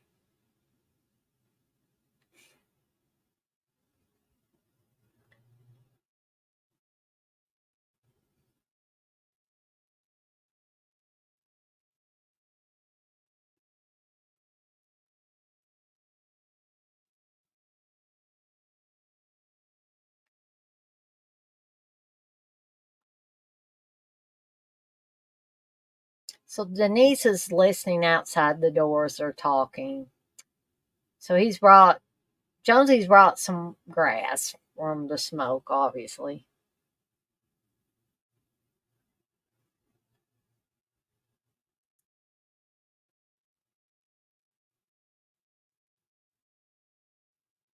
So they're talking about the muse.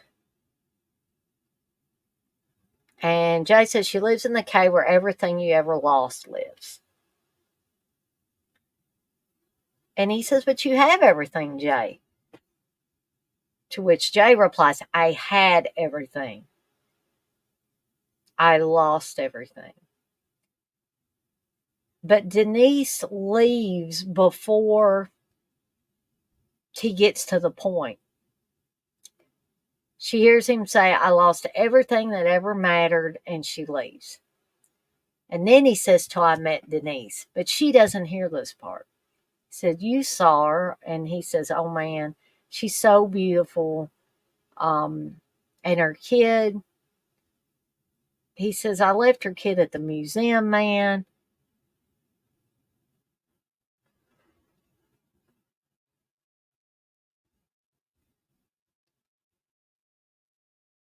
And Jonesy tells him, you spaced out, man. You're dealing with some heavy shit. You got people telling you you're the voice of your generation. And what's he going to say next? You got to cut yourself some slack and pick up on positive vibes. Which I know this may sound silly to some people, especially when you're seeing a hippie guru type speaking these words. But these are very important things for us to even remember in modern times, you know, because he's basically saying, pick up on the positive vibes, get a hold of that person that you love so much, and be with that person.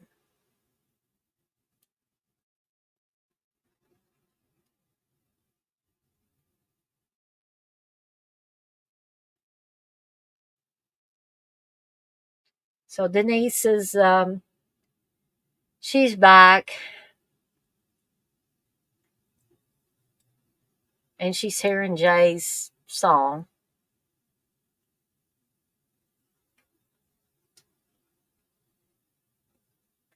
And you see Jay come out and he's taken a shower, he's shaved, trimmed up his hair, all that. And he's back to the OJ. We think. Anyway.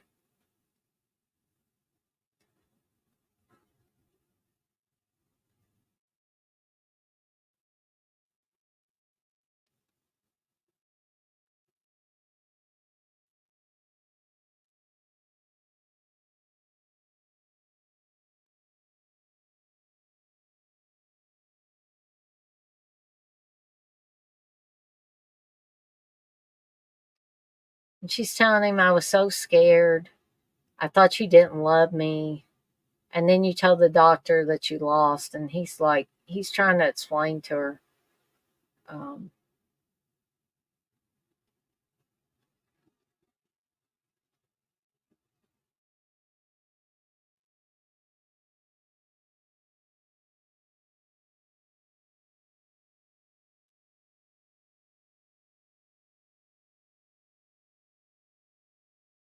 and she says, please don't leave me again, please.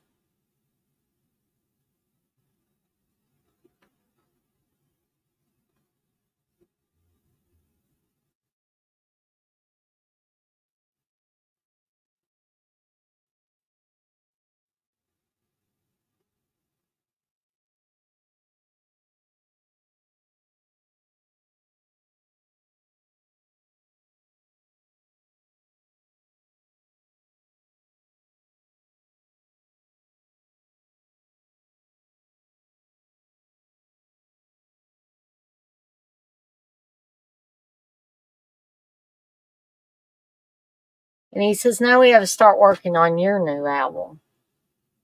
And she said, oh, I don't know. Remember, I'm kind of a pacifist.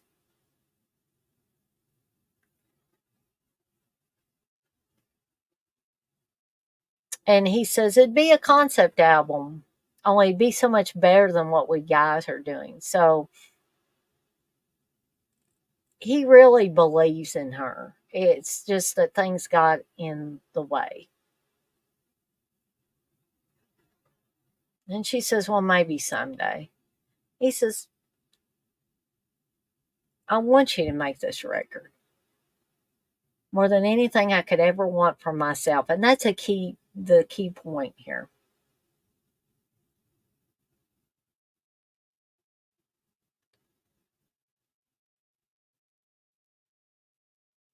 And so she says, hey, you know what? Well, we get you all dressed up and we can go out to the whiskey and go see Doris sing. And we'll call Cheryl and get some of the gang. And, we'll have a real celebration. And he says, yeah, that sounds groovy, but you're hearing something in his voice, if you're listening to the dialogue, that makes me think he's not so sure. And he says, why don't you run ahead without me? I just had a couple of flashes. I want to lay down the tracks before I forget them. And he said, yeah, you run ahead and have fun. And when you come home, we'll smoke a little grass and we'll do it till the sun comes up.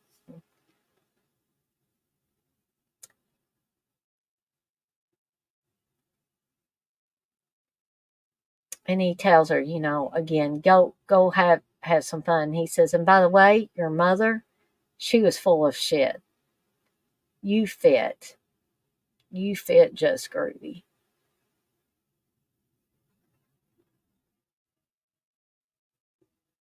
So now we're seeing, Doris singing at the whiskey.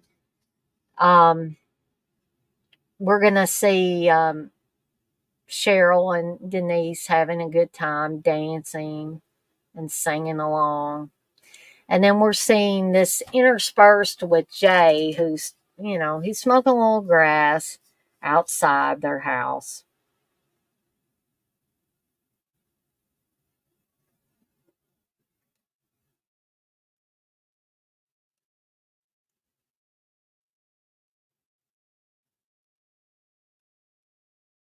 Yeah, it is. The only thing that bothers me about this point in the movie, because, you know, it's going to soon become apparent that Jay is not over his depression.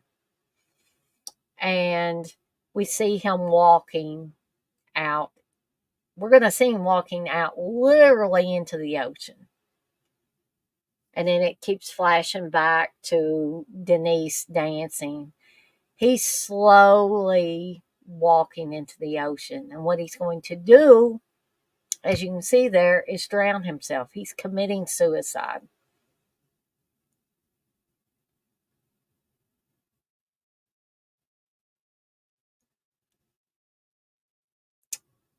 And the bitch of it is that Denise is so happy here. She thinks everything's okay. So now we're moving into the funeral for Jay. And there's reporters there.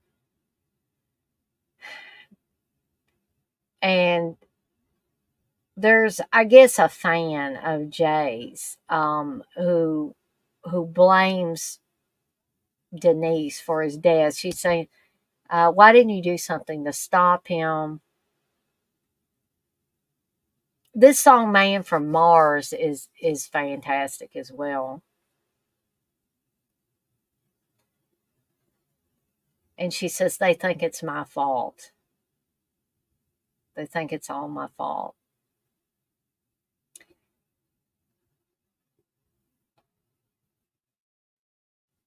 So we see that basically Denise has went to a commune. They idle-willed commune in 19. It's now 1970. She's talking to Guru Dave. I love her outfit she's got on here.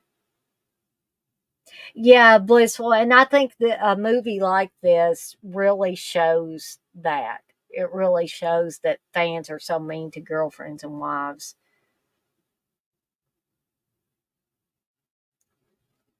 I love all the clothes in this scene. You got the like the peasant blouses with the big sleeves on them. I love it. And the dress, the skirt that Denise has on. And you hear her talking, her voice talking to Guru Dave, saying, what do I do? And he's like, meditate and pray. Um, and we see she's working, in a garden, and Annie's there too, and she says, I milked goats, churned butter, baled hay. I planted radishes, magic mushrooms, and weed for 5 months. My spiritual lessons are master. I saw God. Let's go. So Joel's back again. He says, all right, girls, get up out of the manure. I'm buying dinner. And Annie says, thank you, Lord, for New Yorkers.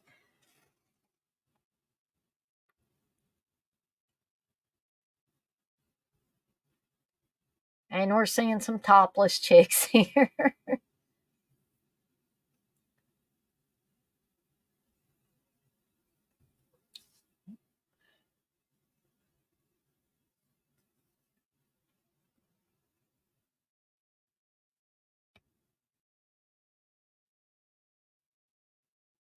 So we've got about 14 minutes left to the film. So there's not much left, but we're going to have a really powerful scene coming up here.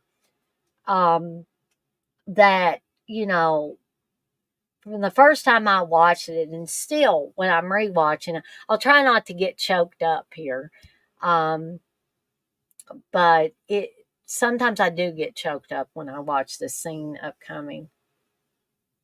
Exactly, blissful. Annie and Joel were constants in her life.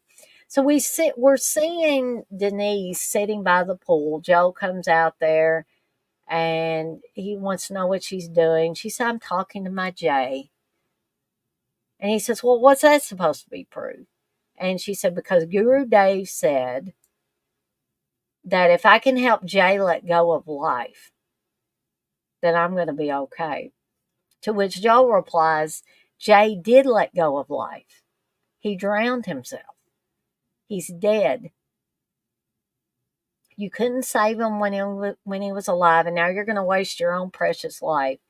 And Luna's trying to save him after he's dead. That makes sense to you? And she said, yeah, it does. And she says, you just don't get it. You just don't get it. You never will. He says, well, I know one thing, that the only sense any of these jerks you've allowed to sidetrack you have had in common is a belief in your talent. And she says, well, talent is pretty meaningless when someone you love is dead. He says, your talent is meaningless to you, Denise. It always has been. From day one, you were telling me how you wanted to make a record. She said, I made a record about 1,000 years ago and it flopped, okay? I put myself out there and they didn't want me. And they were right. They were right. I failed and I've accepted it. And I've come to peace with it. And I've gone on with my life. And he said, so you give up after one flop? I thought you were made of tougher stuff. The last thing I ever took you to be was a coward. He says, look at you out in the mud pulling up turnips. And this is more of tough love. And she says, I don't need a lecture, okay? I'm a little too old for a pep talk from Joel. She says, you would know the first thing about giving yourself to someone, about sharing your life with someone, sharing your pain with them. You wouldn't know the first thing about it. And he said, you think you're the only one shit happens to, huh? She says, yeah. He said, well, think again, kiddo. I've had my own share of disappointments in the secondary existence of a life I live. In my business, I've been disappointed, and yeah, big surprise in my big dumb heart. And it didn't come from playing it safe. And he says, one thing that Jay wanted you to do was make a record. And if he hasn't let go of life, It's because he's as disgusted as I am to see you sitting here feeling sorry for yourself and giving up. And she says, oh, you're fucking disgusting. You wouldn't even have a life if it wasn't for me. And he's trying to get Denise angry here. This is the part that always chokes me up. And he throws water in her face and they're saying, fuck you. And he's trying to get Denise to break down and admit. She says, I have no one, I'm sad. And I'm alone.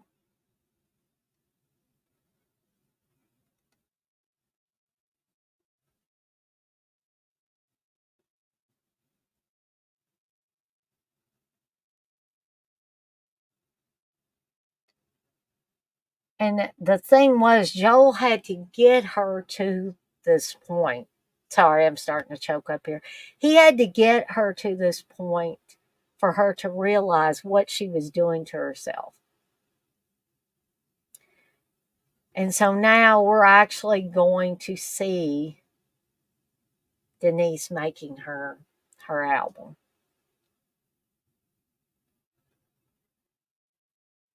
And she's talking to Jay, but now she's centered. She knows what she needs to do.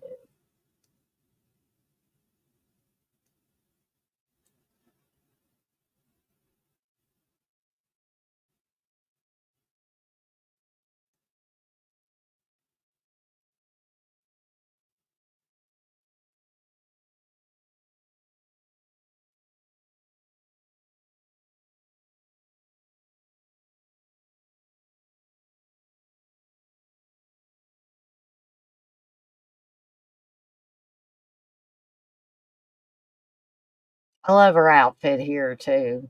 It's just fantastic.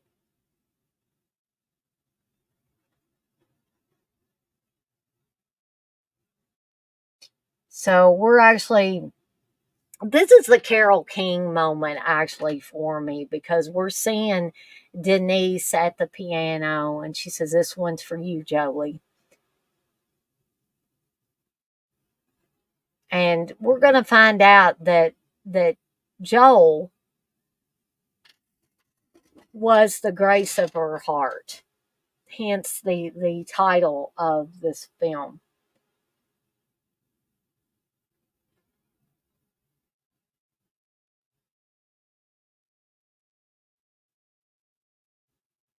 I remember him when I met him, he blew in like the wind. No one was more beautiful or dangerous than him. He blew through my soul like a tangerine wind. He'll be coming out soon. I never knew I was built so strong. I'm reading these lyrics because y'all don't want me to sing. My heart is a boat on the sea.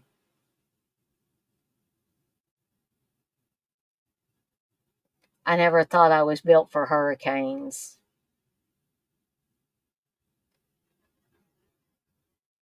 My heart is a boat on the sea.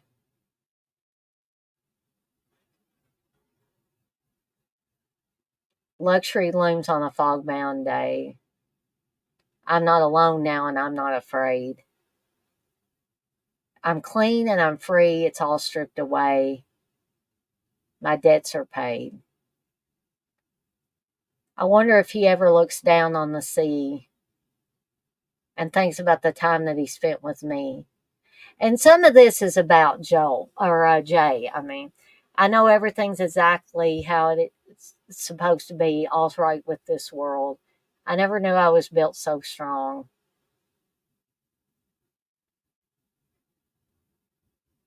My heart is a boat on the sea.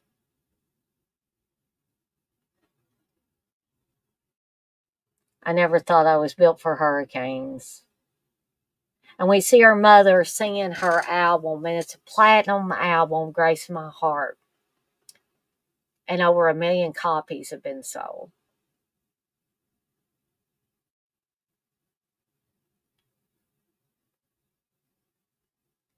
Yeah, Blissful. This and this part chokes me up too. So my voice is wavering just a little bit. I apologize for that.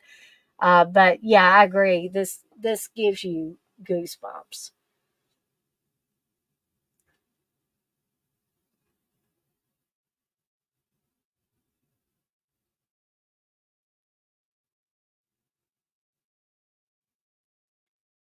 So, gang, we have officially reached the end of Grace of My Heart. I hope that if this was your first time watching, you have enjoyed it. If this was your second, third, fourth, fifth watching, I hope you enjoyed going back and revisiting it. I certainly did, even though I got a little choked up in a couple of places at the end. This is a movie that causes me to elicit very powerful emotions. And although I didn't cry the first time I saw it, I have been known to cry on subsequent watchings because I think as I got older, this movie really, really resonated with me. Um, Not because I'm a singer songwriter, I'm not, but the themes in this movie are just so powerful that they transcend music and singer songwriters. And I think it leaves its imprint on you no matter if you're a singer songwriter or you're a receptionist or you're a babysitter or whatever you are, or if you're a housewife, whatever. I think that those powerful themes that run through this movie can be transcended. They can leave their imprint on anyone that is willing to watch this movie. Yes, I'm glad you enjoyed it, Kathy, and I agree it is a very good movie. Um, but so you said this is my comfort movie, which is perfect because I have a cold. Well, I am sorry that you have a cold, Blissful. But I'm also at the same time, I'm happy that this gave you some comfort, us watching this film together, because that's what I consider. I consider us, although we're not in the same place watching this film together, it's almost like we are. Because, I'm here, you guys are here in the chat, and I know that the numbers have dropped off. We're down to like three people in here. But that's okay. There was quite a few people in here for the majority of the movie. The movie is over now. Um, and I expect that some people are going to drop out. They don't necessarily need to hear me go on and on about it for forever and ever and ever. Um, but I can probably stay on here for a few more minutes and then I'm going to call it a night. I'm going to fix me something to eat and try to relax a little bit, even though I've got a week off. Um, I just want to make sure that I get rest and and feel all energized when I do go back to work. But if there's anything that you guys want to bring up or ask me about Horror Hound Weekend, um, feel free to do that in these last few minutes that I'm on. Um, I guess I'll probably stay on here about 4 more minutes, at 9:20, and, that sounds like a good time for me to vamoose, and, get a little relaxation in before the start of the week. I'm gonna be working on Booga Booga Bears and hopefully a bunch of other items for the shop. Of course, the Booga Booga Bears I have are gonna be sent out to Jay and Kathy. But if you want to get your own Booga Booga Bear, please let me know what design that you would like, and we'll go from there.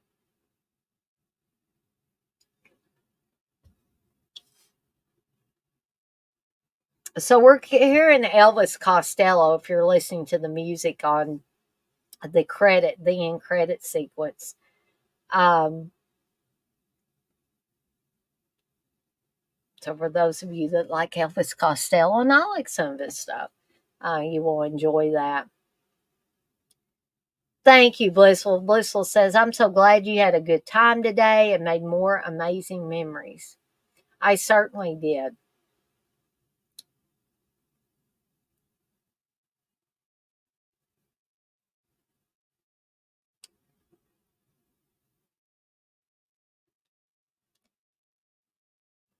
I believe some, if not a lot of this movie was filmed in New York.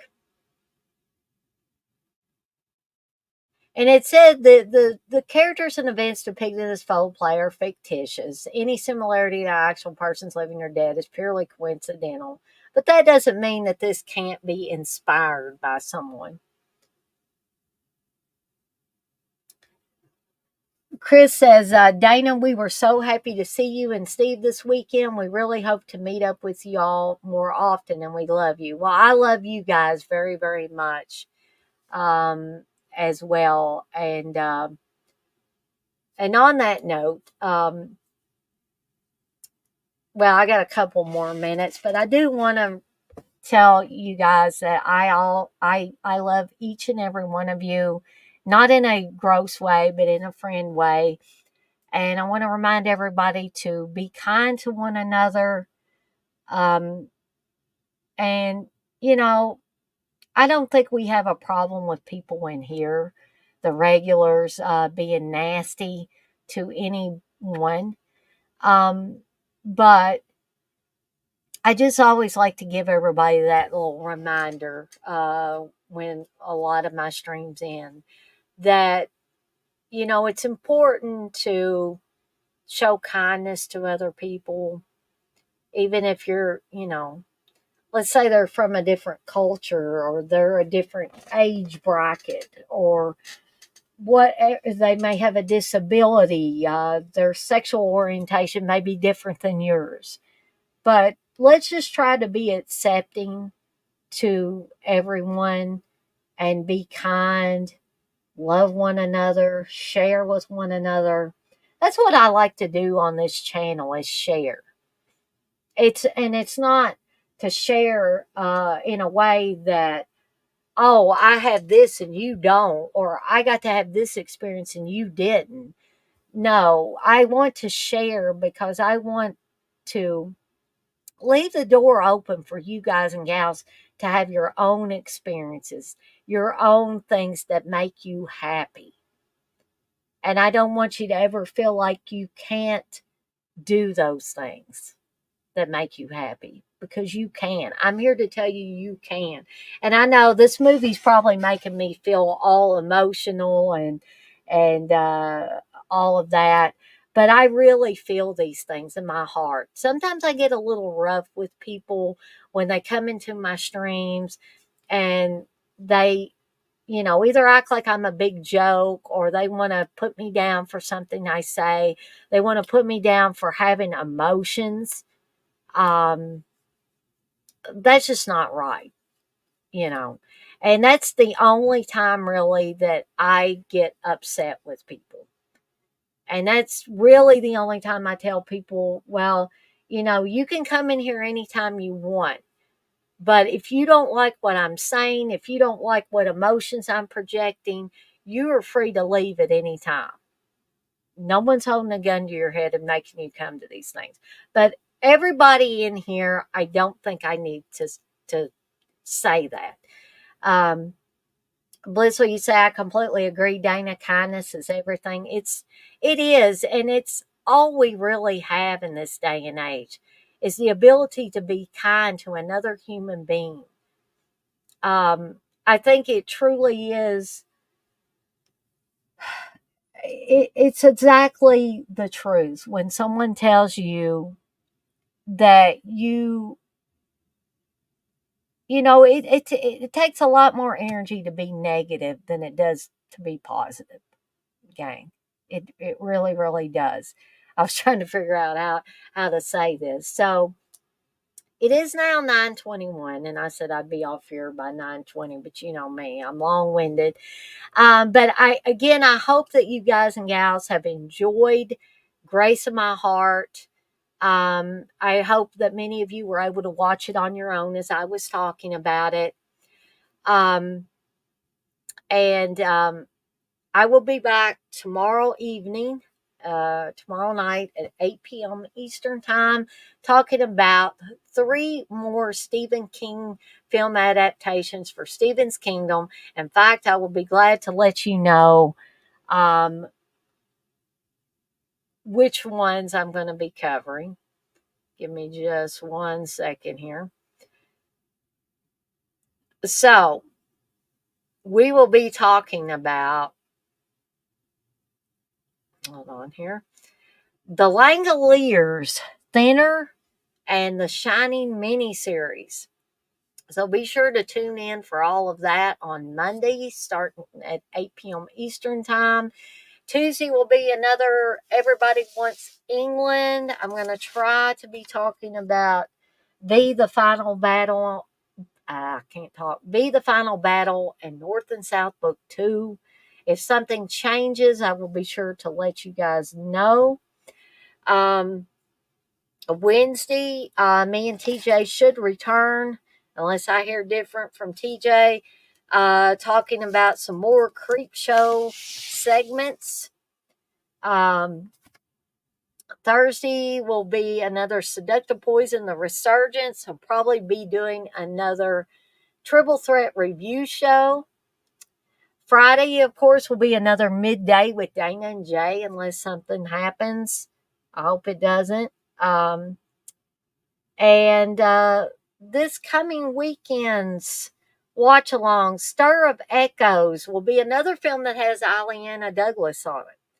That will be Saturday, March 30th, starting at 7 p.m. Eastern Time. Sunday, March 31st, will be George Romero's Night Riders. So we got all that coming up in the next week. And I'm not sure what movie. Well, I'm not doing a movie munchies this weekend, am I? Because it will be Easter Sunday, so I will be spending time with my family. And Steve that day.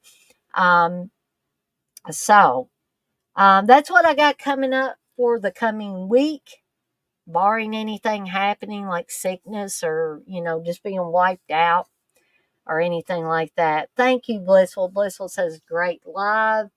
And on that note, I'm going to skedaddle on out of here for the night.